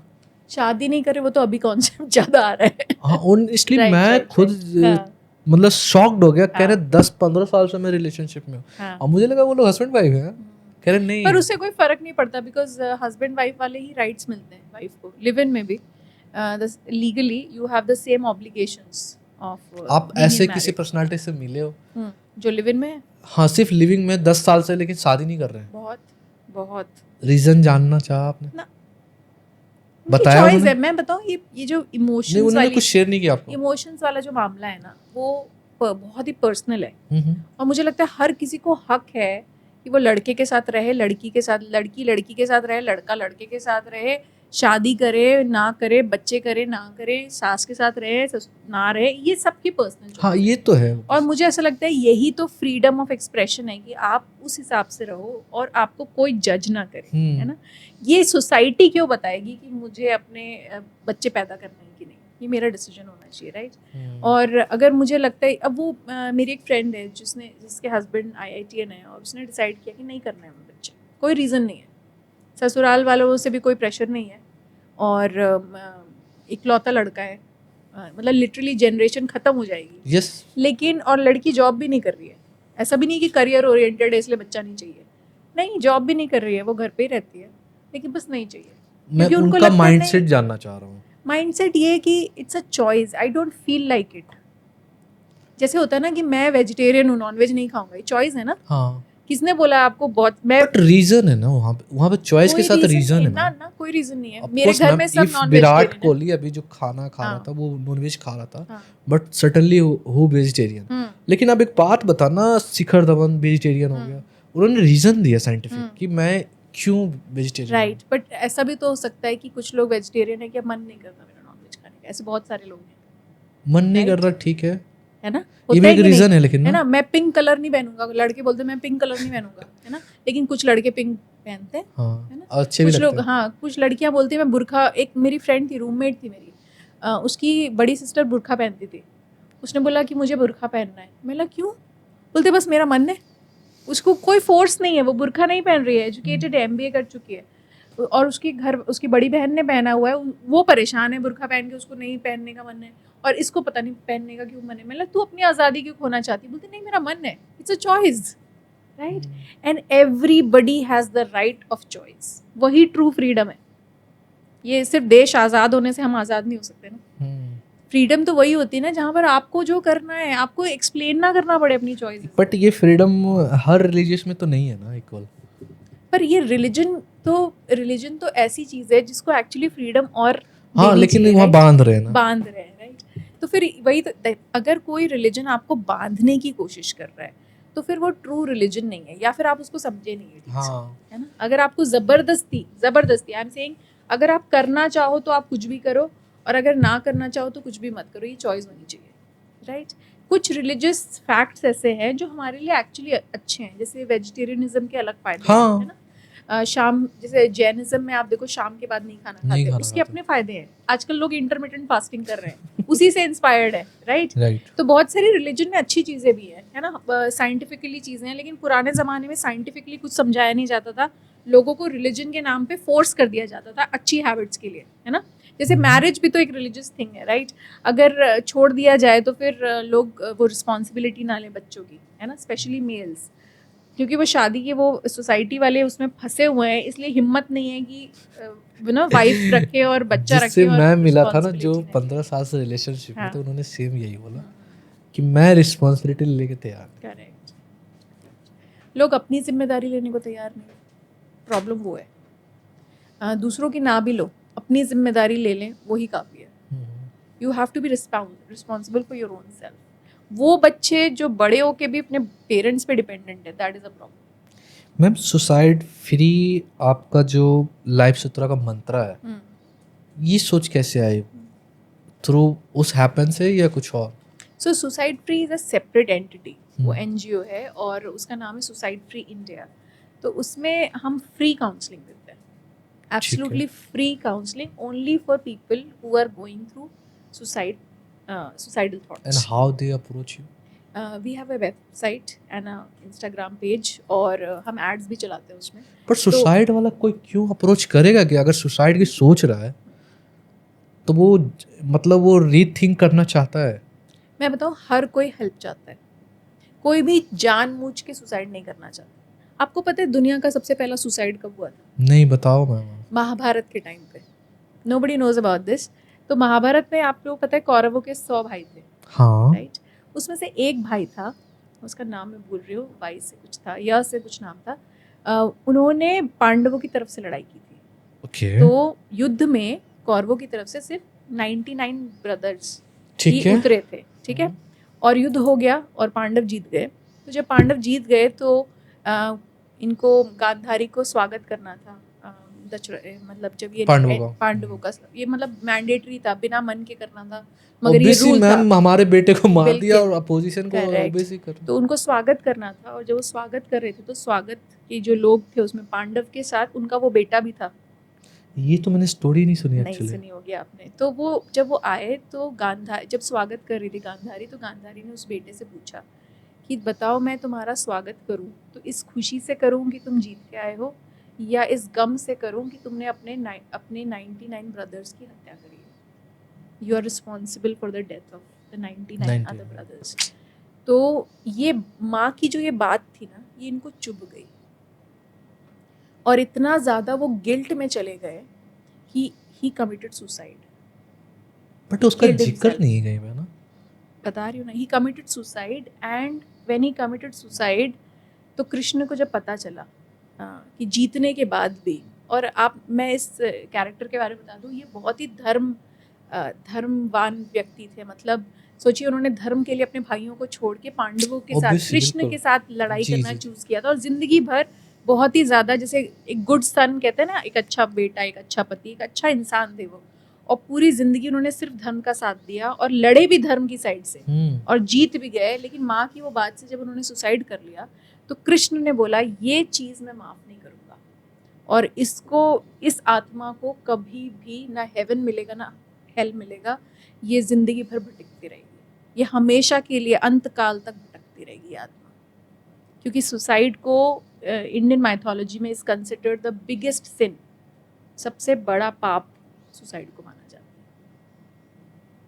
सो that is the history of suicide. और इसका रीजन है, nobody talk about that particular actually ना, कि कोई नहीं, मैंने आज तक सुना ही नहीं इनफैक्ट. कैसे सुनेंगे, कौन, कोई बात ही नहीं करना चाहता सुसाइड के बारे में.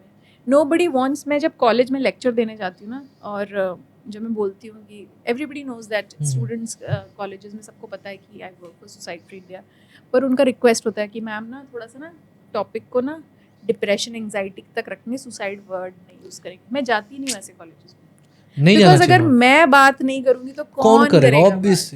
और कौन है इतना हिम्मती कि जो चिल्ला चिल्ला के सुसाइड बोल रहा है. लोगों को तो ऐसा लग रहा है कि इस वर्ड को यूज करने से लोग सुसाइड कर लेते हैं. मैम अगर इसका दूसरा पहलू देखूं तो आप नेगेटिव जोक पे हंस रहे हो यार. मैडम की बुल्ली तक के लिए हंस रहे हो, करेक्ट. प्रिंसिपल की बुल्ली तक हंस रहे हो, लेकिन अच्छी चीजों के लिए आप कह रहे हो नहीं. असल में क्या है ना, लोगों को ना हिम्मत नहीं है. ये इंडिया में तो देखिए सेक्स एजुकेशन की बात करें तो इंडिया में कितना छुपा के सेक्स एजुकेशन के बारे में बात की. उसके ऊपर एक मूवी भी बनी थी. हाँ वो कि मतलब सेक्स एजुकेशन भी ऐसे दे रहे हैं जैसे कि वो गंदी चीज आप बांट रहे हो, है ना, रॉन्ग इन्फॉर्मेशन बांट रहे हो, इतना डरा के. और इस वजह से आधे बच्चों को इन्फॉर्मेशन ढंग से नहीं है और वो गलत रास्तों पे चले जाते हैं. अगर सुसाइड के बारे में सही इन्फॉर्मेशन नहीं होगी लोगों के पास तो हम प्रिवेंट कैसे करेंगे. अगर आपको वो 5 साइंस नहीं पता होंगे कि अगर कोई सुसाइडल है तो उसके वो कौन सी 5 सिम्टम्स दिखाता है. हाँ. अगर आपके बगल में आपका बेस्ट फ्रेंड भी सुसाइडल होगा आपको जिंदगी भर पता नहीं चलेगा, बिकॉज वो बात तो करेगा नहीं. लड़के तो ऐसे नहीं करते अपनी इमोशंस की बात, ऊपर से वो साइंस. अगर आप साइंस रीड नहीं कर पा रहे हो तो पता ही नहीं चलेगा.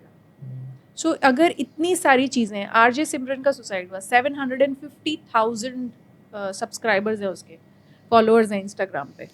Most beautiful girl, RJ, extremely talented. और इतना टैलेंटेड होने के बाद जब उसने सुसाइड किया उसने किसी से बात नहीं की.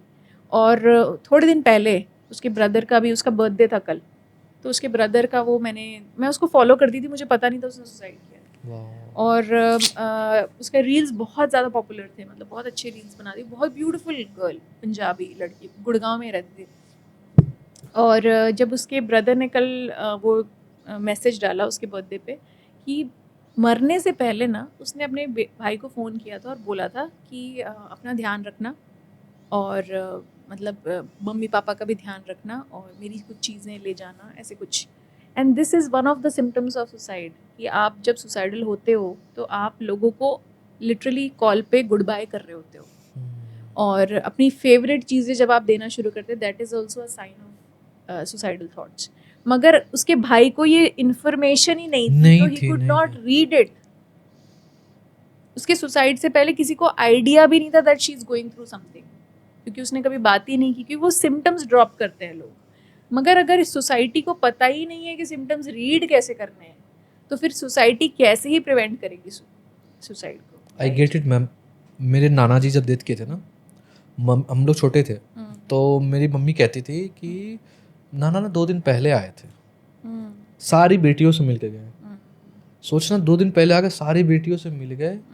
और कल मेरे हिसाब से लंच करना था, उन्होंने लंच किया था, उसके बाद वो मीटिंग आई एंड वो डेट कर गए. लेकिन सोचो वो सबसे मिल के आए. ये अब मैं कनेक्ट कर पा रहा हूँ some awareness.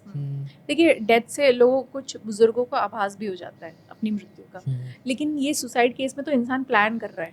Date, time, place, इतनी प्लानिंग के साथ उसके दिमाग में है, उसको पता है वो जा रहा है तो वो अपनी वो सारी चीज़ें निपटा के जाना चाहता है ना. किसी को पैसा देना है तो दे के जाता है, किसी को फेवरेट चीज़ देना है, को गुड बेस्ट फ्रेंड को कुछ बोलना है, अपने प्यार का इजहार करना है किसी को, सब कुछ करके जाता है वो. अगर उसमें भी अगर आप रीड नहीं कर पाए. और देखिए क्या होता है ना, डेथ तो नॉर्मल सी चीज़ है और मुझे लगता है बहुत ही पवित्र चीज़ है, होनी ही चाहिए डेथ. और तभी हमारा एक पेनफुल साइकिल ख़त्म होता है और नेक्स्ट कर्मा साइकिल वो होता है.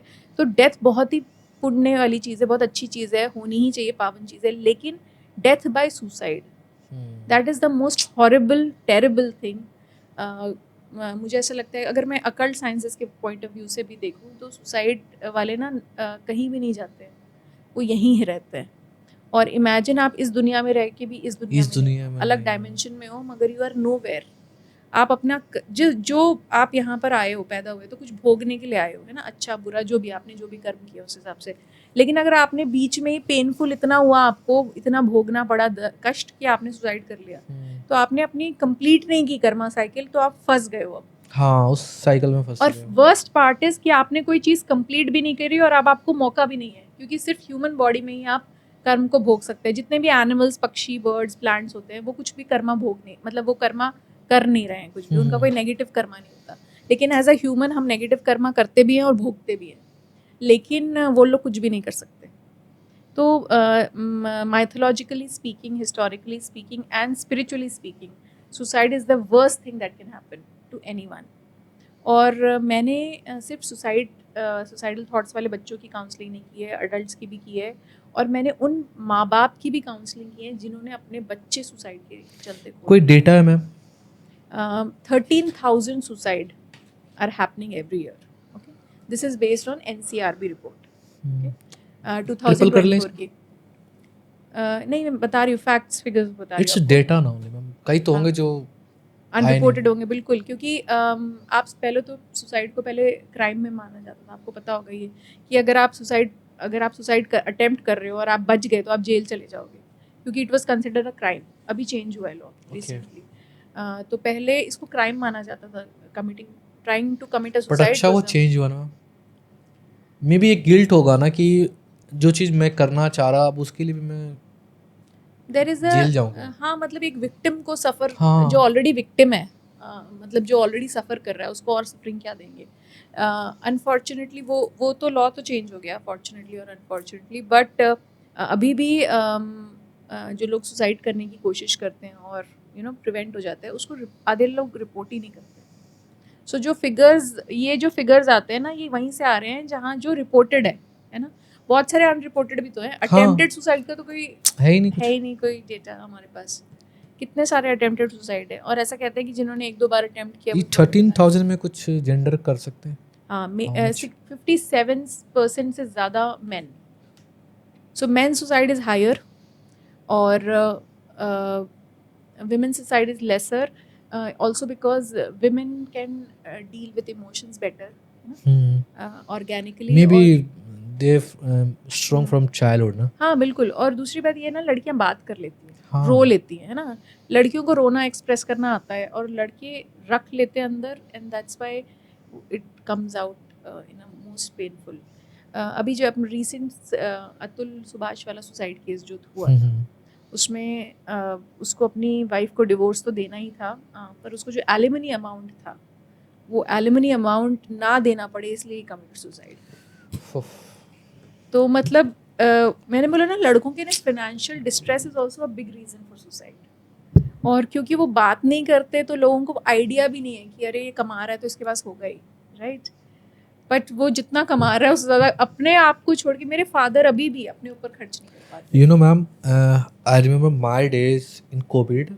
मुझे याद है फाइनेंस वाला सच में बहुत स्ट्रॉन्ग था, क्योंकि मैं रोया था सोशल मीडिया पर ना, मेरा फेसबुक वीडियो भी है, मैंने हटाया नहीं कभी, क्योंकि मैंने उस दिन को भूलना नहीं चाहता कभी।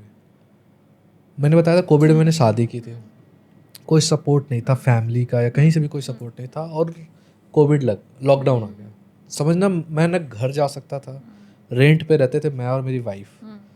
और जब मैंने स्टार्ट किया था बिजनेस, मैंने 2019 में मैंने स्टार्ट किया था, तो जहाँ पे मुझे पैसे लेने थे, कोई फ़ोन नहीं पिक कर रहा, कंपनी फ़ोन पिक नहीं कर रहा, मेल करते जाओ आउटस्टैंडिंग है, ये है। और मेरे पीछे वाले continuously they calling.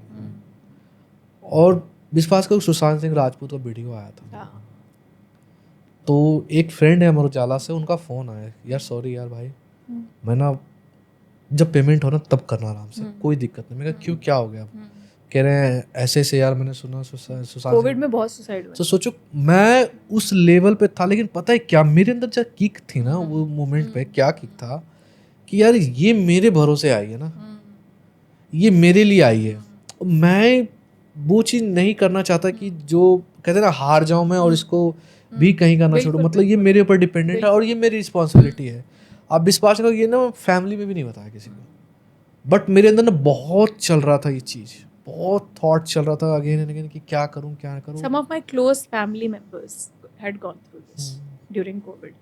And not only during Covid, जब भी कभी भी एक फिनेंशियल क्रंच जैसा आता है, चाहे उनकी जॉब चली गई हो या बिजनेस स्टार्ट किया, बिजनेस में लॉस हो, लड़कों के लिए इट इज़ अ ह्यूज बहुत ज़्यादा। Emotional trauma. मुझे लगता है लड़के दिल टूटने से उतना ज़्यादा नहीं टूटते जितने जब financially when they are insecure या सफरिंग, तब ज़्यादा टूटते हैं। क्योंकि ना मेरे ऊपर मेरी फैमिली की रिस्पॉन्सिबिलिटी है और एक और रिस्पॉन्सिबिलिटी मैंने लिया था। मैं उसके डिसीजन को गलत नहीं करना चाह रहा था कि वो अपनी फैमिली में कल को गिल्ट फील करे कि पर यार मेरा यही तो मेरा सबसे बड़ा प्रॉब्लम है विद मेन। मैं बोल रही हूँ क्यों सारी जिम्मेदारी खुद पे आई डोंट लेके नो चल मैम, रहे हो। एक्चुअली ना it's human nature right right actually. Right, नहीं ये सिखाया गया है ना बचपन से। पेरेंट्स देखो, लड़का लड़की में फर्क क्यों रखते थे, लड़कों को ऐसा लाड़ प्यार में क्यों पाला जाता था और लड़कियों को सब कुछ क्यों सिखाया जाता था। लड़कों को बचपन में सिलाई कढ़ाई क्यों नहीं सिखाई गई, क्योंकि उनको लगा इसको काम आएगा इसको नहीं आएगा। इसको क्या, इसको लाड़ प्यार जैसे होता है ना, कि बकरे को पहले हाँ। खूब खिला पिला के तैयार करो कि जिंदगी भर फिर ये हमारा ध्यान रखेगा। ये माइंडसेट है। अब आपको ये डिसाइड करना है कि आपको बकरा बनना है या फिर अब बी ओपन माइंडेड और बोलो कि नहीं, I want to share responsibility at least with my wife, है ना। मैं अपने वाइफ को भी वो फ्रीडम दूंगा कि वो जो चाहे करे और इक्वली कंट्रीब्यूट करे, और फिर मैं उसको सपोर्ट भी करूंगा। ऐसा नहीं कि मैं खाना नहीं बना सकता, फिर अगर वो ऑफिस गई है तो मैं I will not make food. लेकिन क्योंकि लड़कियां ऐसी है ना, लड़कियों को मैं लगता बहुत था। सपोर्ट, ऑनेस्टली मैं कभी हाँ, बताता नहीं हूँ उसको ये चीज़, बिल्कुल लेकिन ना बिल्कुल।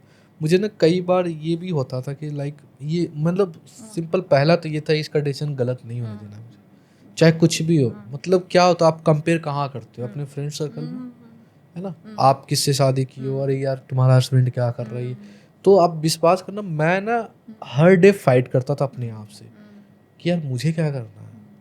अगर वो मैं एज अ डिलीवरी बॉय काम किया हूँ अमेजोन में, पार्ट टाइम रेस्टोरेंट में एज अ वेटर काम किया हूँ, सारी चीज़ें किया, मतलब कर चुका, मुझे कोई शर्म भी नहीं है कोई किसी शर्म चीज़ नहीं, के काम लिए। में कोई शर्म नहीं होती। क्योंकि ना मुझे क्या लगता ना, मैं मेहनत से जो 300 रुपये ले जाता था ना, वो मुझे बड़ा किक मिलता था, बिल्कुल मज़ा आता था। तो ये सब चीज़ें ना मुझे लगा कि यार ये अगर आई है ना, कल को ये अनकंफर्टेबल ना हो अपनी फैमिली और सोसाइटी में। और आज हर कोई रिस्पेक्ट भी करता है, बट मैं समझ सकता हूँ कि ये शायद बिगनिंग हो सकता है किसी चीज़ का। जो अपने लोएस्ट लो से जाके उभर के आता है ना, फिर उसको कोई नहीं रोक सकता, क्योंकि उसने अपने सारे डर खत्म कर दिए। बिल्कुल। आपने वो सारी गहराई, जो आपकी जितने भी डर थे ना, आपने सारे झेल लिए। वहां से एक बार कोई निकल आता है ना, फिर उसको कोई चीज डरा नहीं सकती। मैम 3 लाख का लोन Fearless। था मेरा। मैं एक अपने फ्रेंड, जहाँ मैं पहले नौकरी करता था, सरदार जी, अब तो दोस्त हैं हम अच्छे, उनके पास में गया। मैं कहा सर क्या करूँ अब मैं, तब उन्होंने कहा यार मोराटोरियम है, यूज करो 6 महीने के लिए।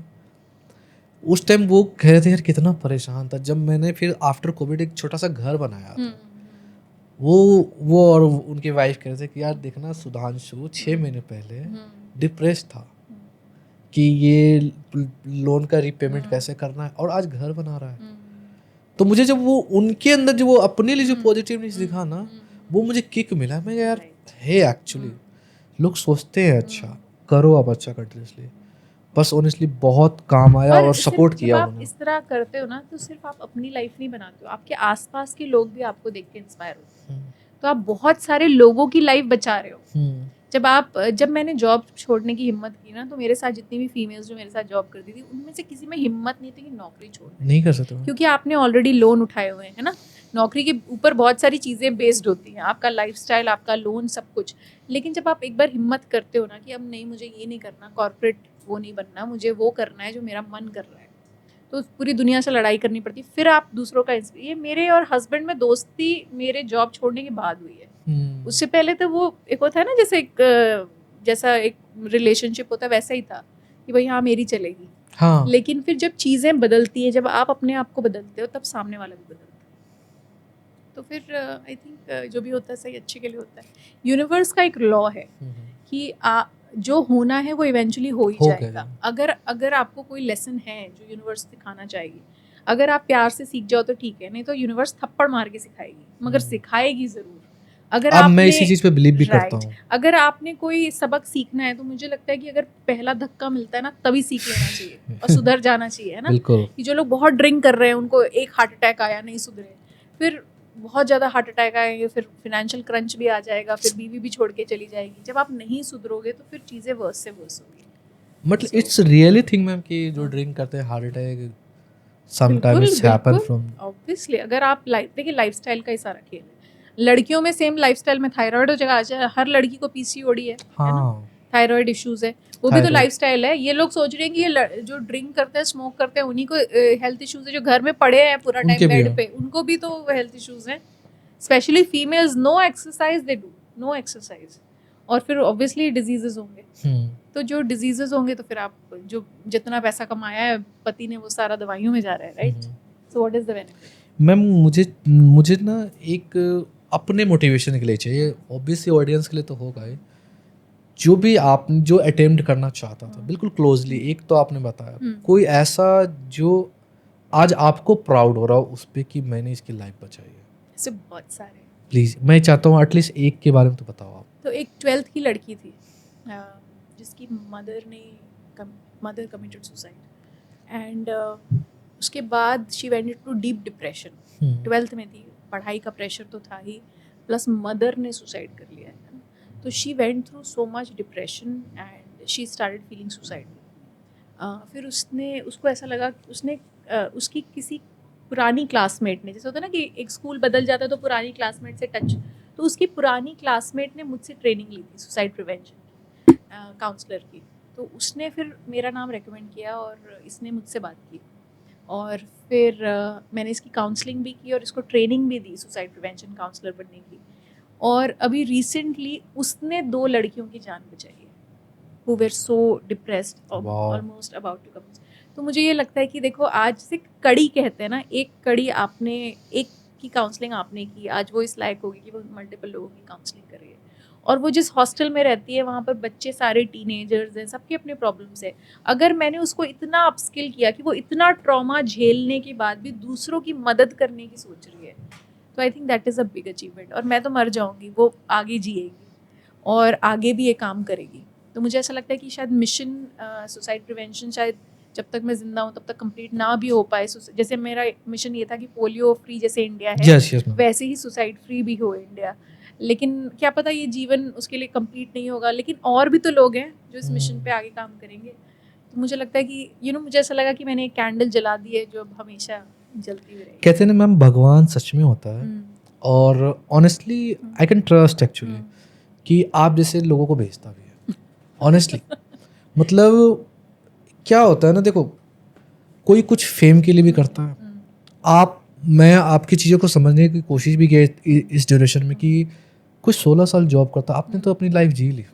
मुझे लगता है वो गोल्डन पीरियड होगा, अब लगा कि एक सोसाइटी के लिए करना है, और ये हर कोई इस चीज में नहीं सोचता है। मुझे लगता है ये मेरा गोल्डन पीरियड है सुधांशु। मुझे लगता है वो सब वो तो मुझे ऐसा लगता है मैं डेविल के, मुझे तो एक साइकिक ने बोला भी था कि you were completely towards the devil side. आपको सही गलत फैसले करते हैं ना हम सबको कॉन्शियस माइंड से, तो मैं ये मानती हूँ कि हम सबको वो फैसला राक्षस को चुनना है अपने अंदर के या भगवान को चुनने का ऑप्शन होता है। तो वो मेरा पीरियड था जब मैं जब कह रही हूँ ना, जब मैं कॉर्पोरेट जॉब में भी थी तब भी मैं बहुत पावरफुल थी। मतलब I was the youngest in my team, the only girl in my team, लड़कों से टक्कर की लड़ाई करती थी, उतनी ही ऑफिस पॉलिटिक्स भी करती थी, उतनी ही मैंने लोगों की नौकरियां भी खाई हैं। मतलब आई हैव डन एवरीथिंग। तो लड़कियां सीखो यार, डिपेंडेंट नहीं रहना किसी पे ऑनेस्टली। हाँ, मतलब मैं बहुत कभी-कभी टेंस होता हूँ इन चीजों के लिए कि यार why you dependent on someone यार। नहीं, मैंने बहुत अच्छी कॉर्पोरेट लाइफ जी और बहुत मजा आया। ऐसा नहीं, मैं ये नहीं कहूँगी मैंने रिग्रेट किया। I loved it, I enjoyed it. मुझे मजा आता था जब तालियां, प्रेजेंटेशन दो, तालियां पड़ रही है, प्रमोशन मिल रहे हैं, गाड़ियाँ हैं, ड्राइवर है, सब कुछ मजा आता था। I travelled the whole world almost, और मम्मी पापा को भी पूरा यूरोप घुमाया, है ना। तो घर की पहली बड़ी लड़की, मतलब बाकी कजिन्स के लिए भी एग्जाम्पल सेट किया कि ऐसे होने चाहिए, बिल्कुल होने चाहिए। तो आगे की लड़कियों के लिए भी सेट कर दिया ना एग्जाम्पल। तो सबको लगता था ये तो लव मैरिज ही करेगी, फिर भी मैंने भी वो भी हम तोड़ दिया, मैंने अरेंज मैरिज कर ली। तो और मतलब मैंने I put a benchmark for my all my brothers and sisters. लेकिन होता है ना कि जब उस पीक पे पहुंच जाओ, अब लोगों को लग रहा है इसकी लाइफ सेट है ना, और तभी आप बॉम्ब गिरा दो कि मुझे सब छोड़ना है, तो पूरी खानदान वाज अगेंस्ट इट। हाँ। और फिर वो जो सबसे, जब आप अच्छा काम करना शुरू करते हो ना, सबसे ज्यादा अगेंस्ट आपके फैमिली मेंबर्स होते हैं। वो फेज भी एक, वो कहते हैं ना, तपस्या वाला फेज होता है। बहुत ज्यादा इंटरनल तपस्या थी वो, और बहुत मुश्किल था अपने घर वालों को कन्विंस करना कि मैं ये सब क्यों छोड़ रही हूँ। और ये सब छोड़ के मैं क्या कर, क्योंकि मुझे खुद भी नहीं पता था मैं क्या करने वाली हूँ। मैम मुझे जो अडॉप्ट किया मैंने, जिस फैमिली से आप आ रहे हो या जिस कल्चर से आप आ रहे हो ना, वहाँ पे प्रॉब्लम ये है कि कुछ ना करो, सही, कुछ कर रहे हो तो उनके लिए तो खुशी है, Correct. At least she is engaging with Correct, someone. correct. हाँ, यहाँ तो कुछ कर ही नहीं रहे यार, खाली बैठे तो लोग शैतान का घर इसलिए तो बोल बिल्कुल रहे हैं। बिल्कुल बिल्कुल।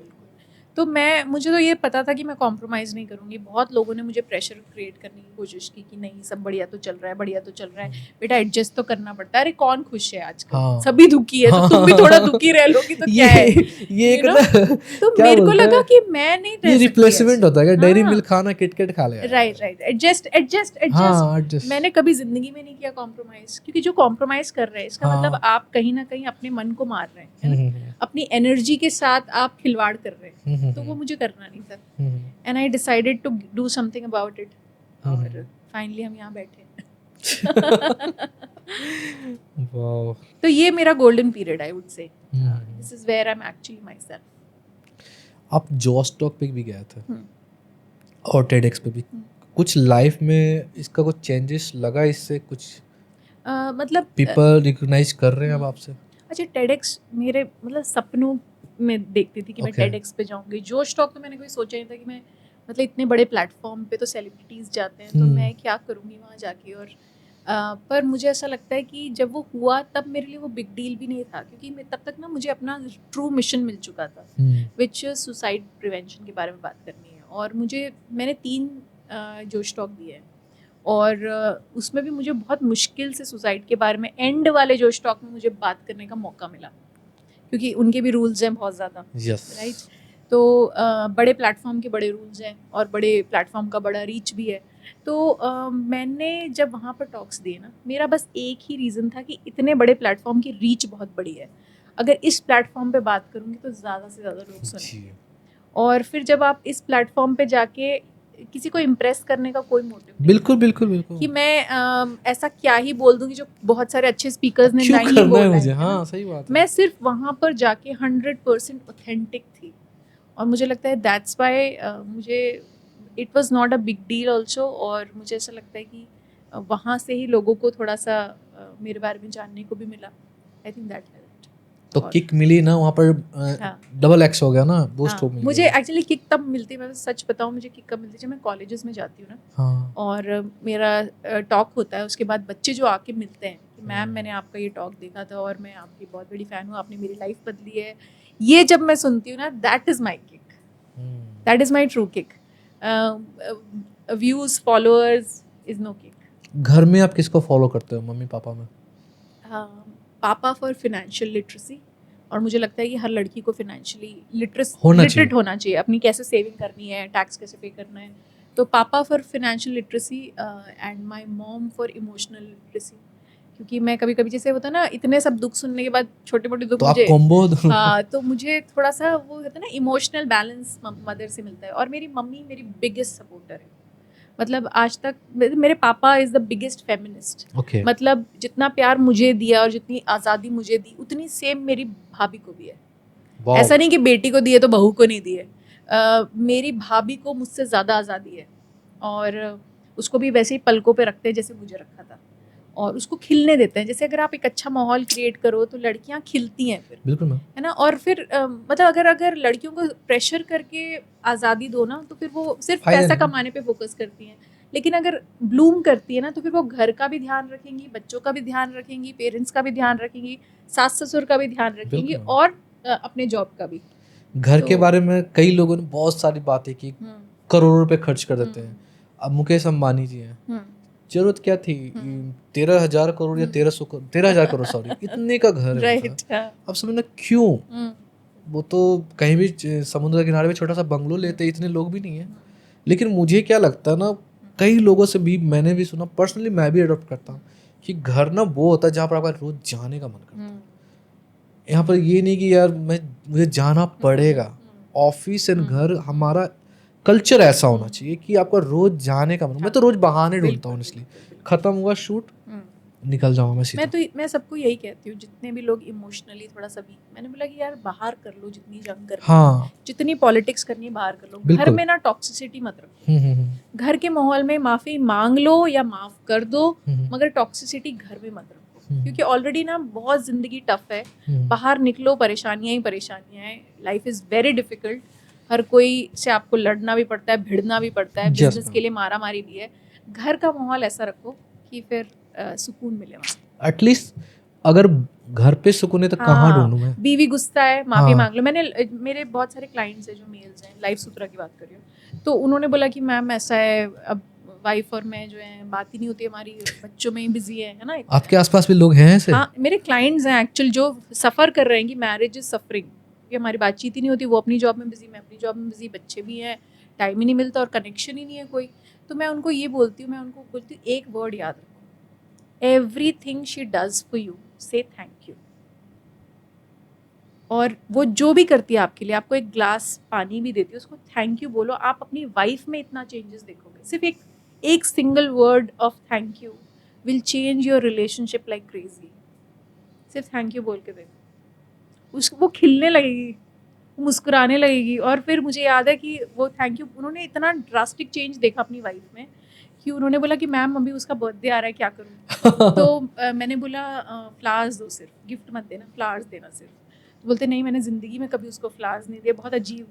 तो उन्होंने जब फूल दिया ना तो वाइफ तो इम्प्रेस हुई सो हुई, वो बोल रही है मेरी बेटी को मुझसे प्यार हो गया कि पापा कितने अमेजिंग है।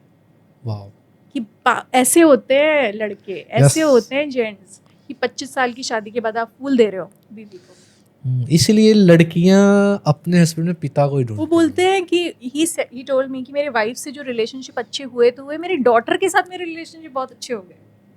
क्योंकि आपको पता नहीं है कि छोटी छोटी चीज़ें, लड़कों को ये गलत फहमी है कि लड़कियां एक्सपेंसिव गिफ्ट से रिलेशनशिप अच्छा होता है। ये सब फालतू चीज़ें हैं, ये सब ओवर कॉम्पनसेशन।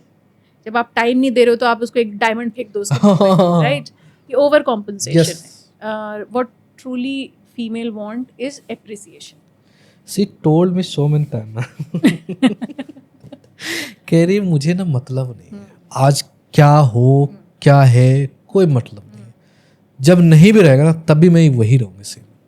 तो ये ना एक किक मिलता है कि ये जो मेरा डिसीजन था परफेक्ट था एंड मैं हैप्पी मैम। मुझे देख के भी खुशी लग रही है। इससे बहुत बड़ी ब्लेसिंग क्या हो सकती है कि आपको पार्टनर ऐसा मिला है who's not only your best friend but also your inspiration। Yes. तो ये तो बहुत ही लकी लोगों को ऐसा गिफ्ट मिलता है। It's a gift and I am lucky ma'am. You are lucky. Government से कोई सपोर्ट मिला इस कैंपेन के लिए? मैंने बहुत कोशिश की कि हमें सुसाइड फ्री इंडिया के लिए फंडिंग मिले। मुझे लगता है एक नेशनल पॉलिसी मिसिंग है। हाँ। सुसाइड प्रिवेंशन के लिए, सपोर्ट के लिए एक नेशनल पॉलिसी होनी चाहिए जहाँ पर इस तरह का सपोर्ट फ्री में प्रोवाइड किया जाए। क्योंकि एक इंडिविजुअल, अब जैसे मेरा NGO completely supported by me, okay, मैंने बहुत बार फंडिंग की कोशिश की, लेकिन फंडिंग के लिए भी ब्राइबरी की ज़रूरत है। और मैं कॉम्प्रोमाइज़ करती नहीं। तो मैंने बोला अच्छे काम के लिए मैं गलत काम नहीं करूँगी कि भाई मुझे CSR निकल जाए तो उसके लिए थोड़ी सी 2-3 लाख रुपए देना पड़े, मेरे को नहीं करनी है ब्राइबरी, बिकॉज फिर इट इज चीप। फिर ब्लैक एंड वाइट वाला कन्वर्जन वाला, I don't want to do that. ये लोग खुद ही अप्रोच करने पहुंच जाते हैं। अच्छे कर्म में नेगेटिव कर्मा नहीं करना मुझे, तो मैं ये नहीं करूँगी। तो ये मेरा डिसीजन था।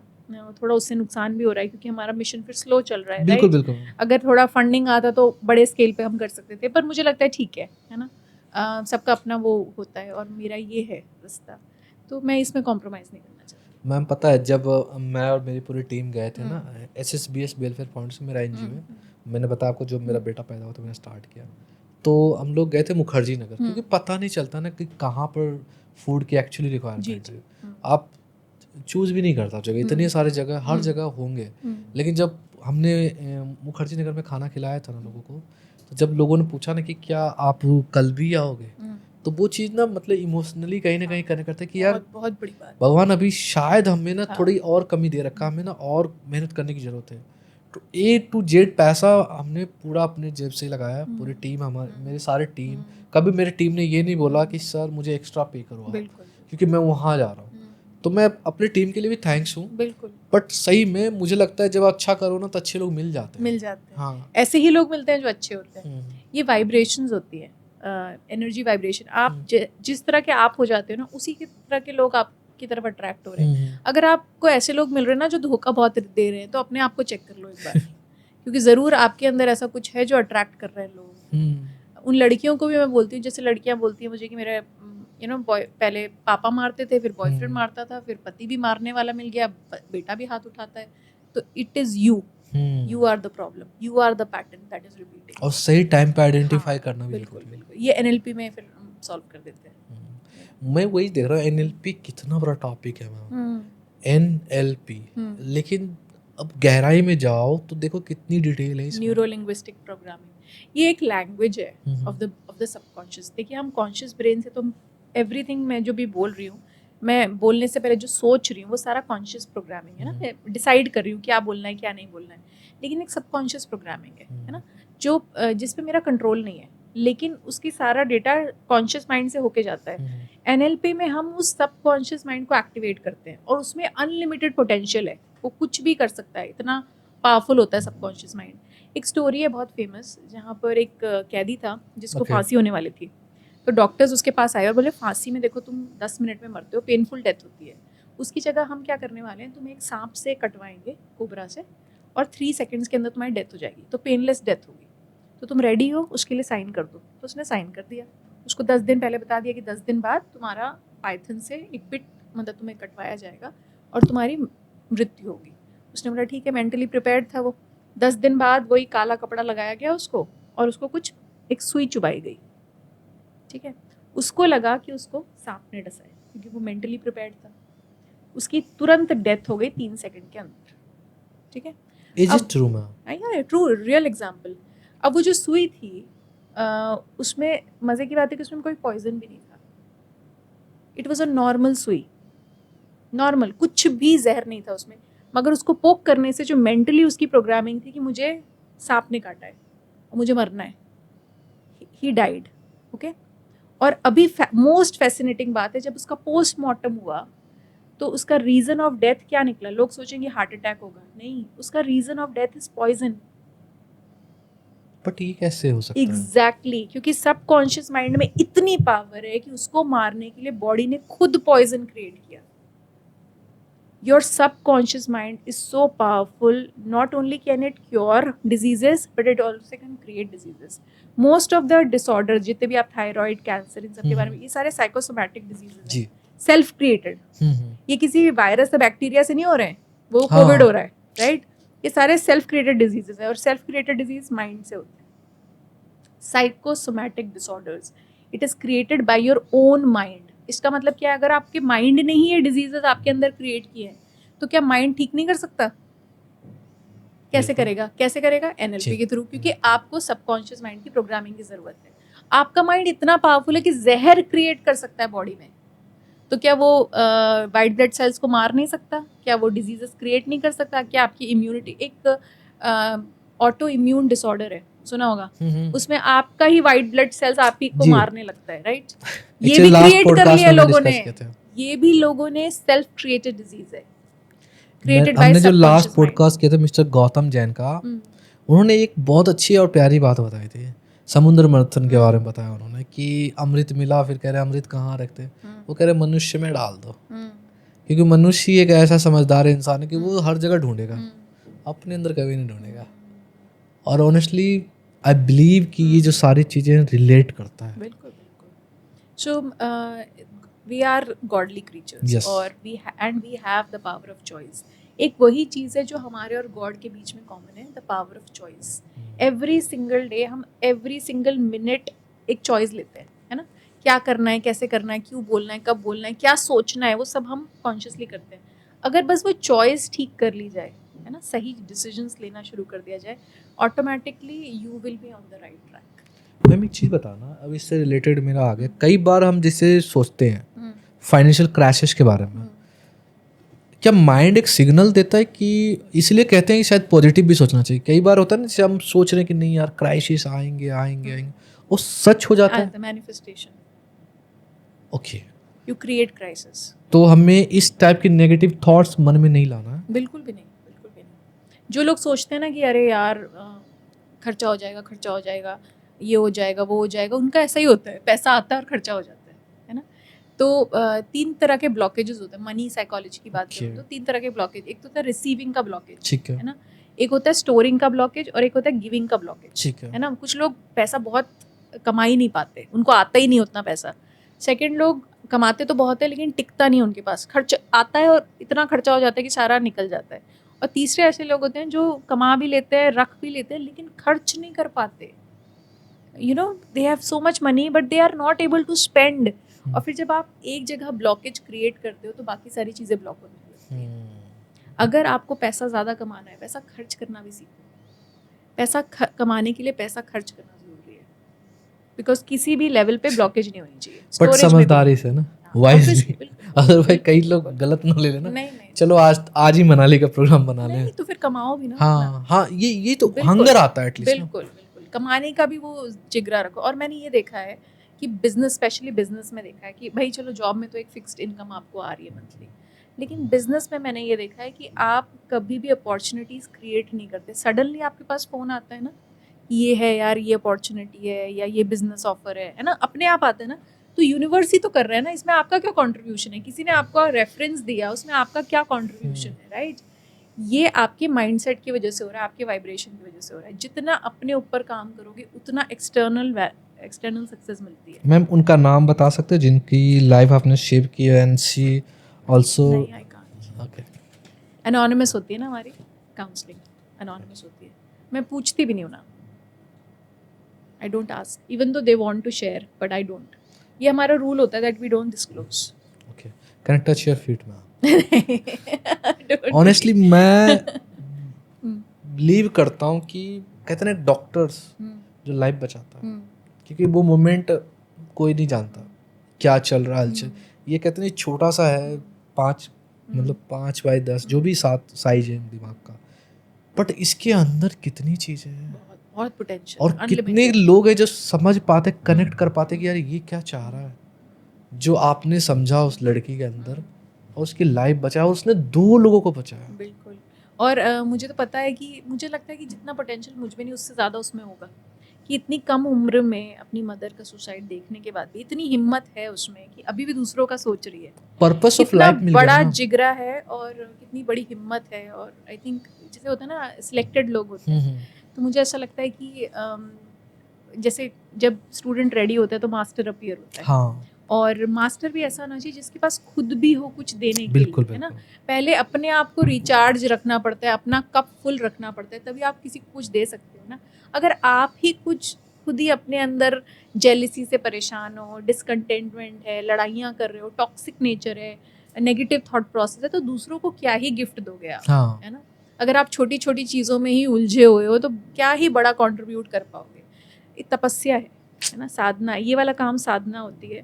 तो इसमें खुद को भी जलाना पड़ता है, तपना पड़ता है, तब जाके कुछ दे पाते हो, है ना। तो आई थिंक इस पॉडकास्ट एटलीस्ट मैं चाहता हूँ, आई विश कि उन लोगों तक ये चीज़ें जाए जो भगवान कृष्ण ने बोला कि ये नहीं करना चाहिए, एटलीस्ट वो नहीं करना चाहिए। और लाइफ सही में कहते ना कितनी मुश्किल से मिलती है ना, और कौन दे रहा है लाइफ, कैसे आपकी परवरिश हो रही है, हम उनके लिए ना सोच के हम अपने लिए या कुछ भी रीज़न होता है हम सुसाइड अटेम्प्ट करते हैं। मैं सबको यही बोलती हूँ और आई थिंक ऑडियंस को भी यही बोलना चाहूँगी कि चाहे कुछ भी हो जाए लाइफ में, कुछ नहीं होता। कोई भी प्रॉब्लम इतनी बड़ी नहीं है कि जिसके लिए आपको लाइफ को ख़त्म करना पड़े। ऐसा कुछ भी नहीं है जो बीतेगा नहीं, गुजरेगा नहीं, ख़त्म नहीं होगा। और कोई भी रिश्ता, कोई भी फाइनेंशियल क्रंच, कुछ भी आपकी लाइफ से बड़ा नहीं है। और मैं तो कहती कोई रिश्ता भी बड़ा चाहता हूँ कि कोई हेल्पलाइन नंबर है वो देना मैम, मैं इस वीडियो में डालूंगा। तो जो लोग भी कांटेक्ट करना चाहते हैं, वो सुसाइड फ्री इंडिया का हमारा पेज है, वेबसाइट भी है, और मेरा पर्सनल इंस्टाग्राम पेज है। और सुसाइड प्रिवेंशन के लिए स्पेशली मैं डायरेक्ट रिस्पॉन्ड करती हूँ, मेरी टीम को रिस्पॉन्ड करना अलाउड नहीं है उसके लिए। तो अगर मुझे कोई अपनी प्रॉब्लम्स भेजना चाहता है तो मेरे पर्सनल पेज पे और सुसाइड फ्री इंडिया के पेज पे, दोनों पे मुझे कांटेक्ट कर सकता है। मैं पर्सनली रिप्लाई करती हूँ और मैं पर्सनली सामने से कांटेक्ट करती हूँ। और हमारे पास एटलीस्ट 100+ वॉलंटियर्स हैं, जिसमें साइकोलॉजिस्ट, साइकोथेरेपिस्ट, फिजियोथेरेपिस्ट, बहुत सारे डॉक्टर्स, एम्स के बहुत सारे doctors are part of that. और बड़े बड़े कोचिंग सेंटर, इंस्टीट्यूट के owners, they are part of that. So everybody is ready to help. आपको बस मदद मांगने की ज़रूरत है। But it's really sad ma'am कि अगर इस पे भी CSR नहीं मिला, जब हमारे साथ इतनी अच्छी टीम और इतने अच्छे लोग इन्वॉल्व हो गए। मुझे ऐसा लगता है मोदी जी प्लीज कुछ तो करो, एटलीस्ट लाइफ बचाने भी तो एक रिस्पॉन्सिबिलिटी है ना। मुझे लगे धीरे धीरे सब कुछ कुछ हो रहा है, होगा मैं भी। होगा बहुत कुछ हमने नहीं सोचा था जो हुआ। आपने बोला ना वो थप्पड़ मार के भी कई बार समझाते हैं, करेक्ट। तो may be it's your struggle time. नहीं, आई थिंक अभी तो इंडिया को थप्पड़ पड़ रहा है। हाँ। Rate of suicide is high, very very high. Covid में तो लोगों ने सोचा कि चलो क्रंच की वजह से सुसाइड हो गए होंगे, लेकिन अभी भी हो रहे हैं। मैं तो दोबारा जिंदगी में नहीं चाहता हूँ ये वर्ड ही मेरे आए कोविड का।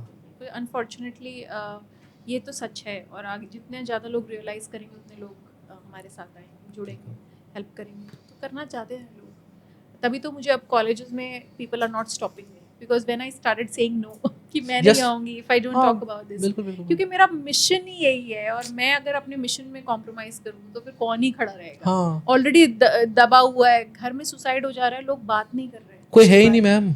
आरजे सिमरन का सुसाइड हुआ, इतनी बड़ी सेलिब्रिटी थी, उसके फादर ने इंक्वायरी भी नहीं होने दी पुलिस की कि क्या रीजन था। They never got to know, because लोगों फैमिली को अभी भी अपनी इज्जत की पड़ी है, right? So I think someone needs to talk about it. आप पूरी रामायण और ये सब मतलब देख चुके हैं सारे? हाँ, 3-3 4-4 बार। जब अर्जुन की शादी हुई थी तो आपको पता है कृष्ण भगवान ने क्या बोला था उनको?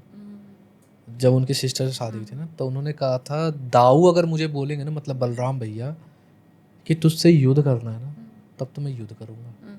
अब अर्जुन डर गए कि क्या कह रहे हो केशव आप? एक तो आप मुझे कह रहे हो अगर मैं प्यार करता हूँ तो उसके प्रति मेरी जो श्रद्धा है वो होनी चाहिए। सेकंड, मैं आपकी इतनी इज्जत करता हूँ, आप कह रहे हो मेरे अगेंस्ट अगर आप आओ तो मैं तो ख़त्म ना, मैं कैसे लड़ पाऊँगा? तो उन्होंने कहा एक ही चीज़, देख वो मेरे दाऊ हैं, मेरा बड़ा भाई है, वो मुझे जो बोलेंगे मैं वो करूँगा।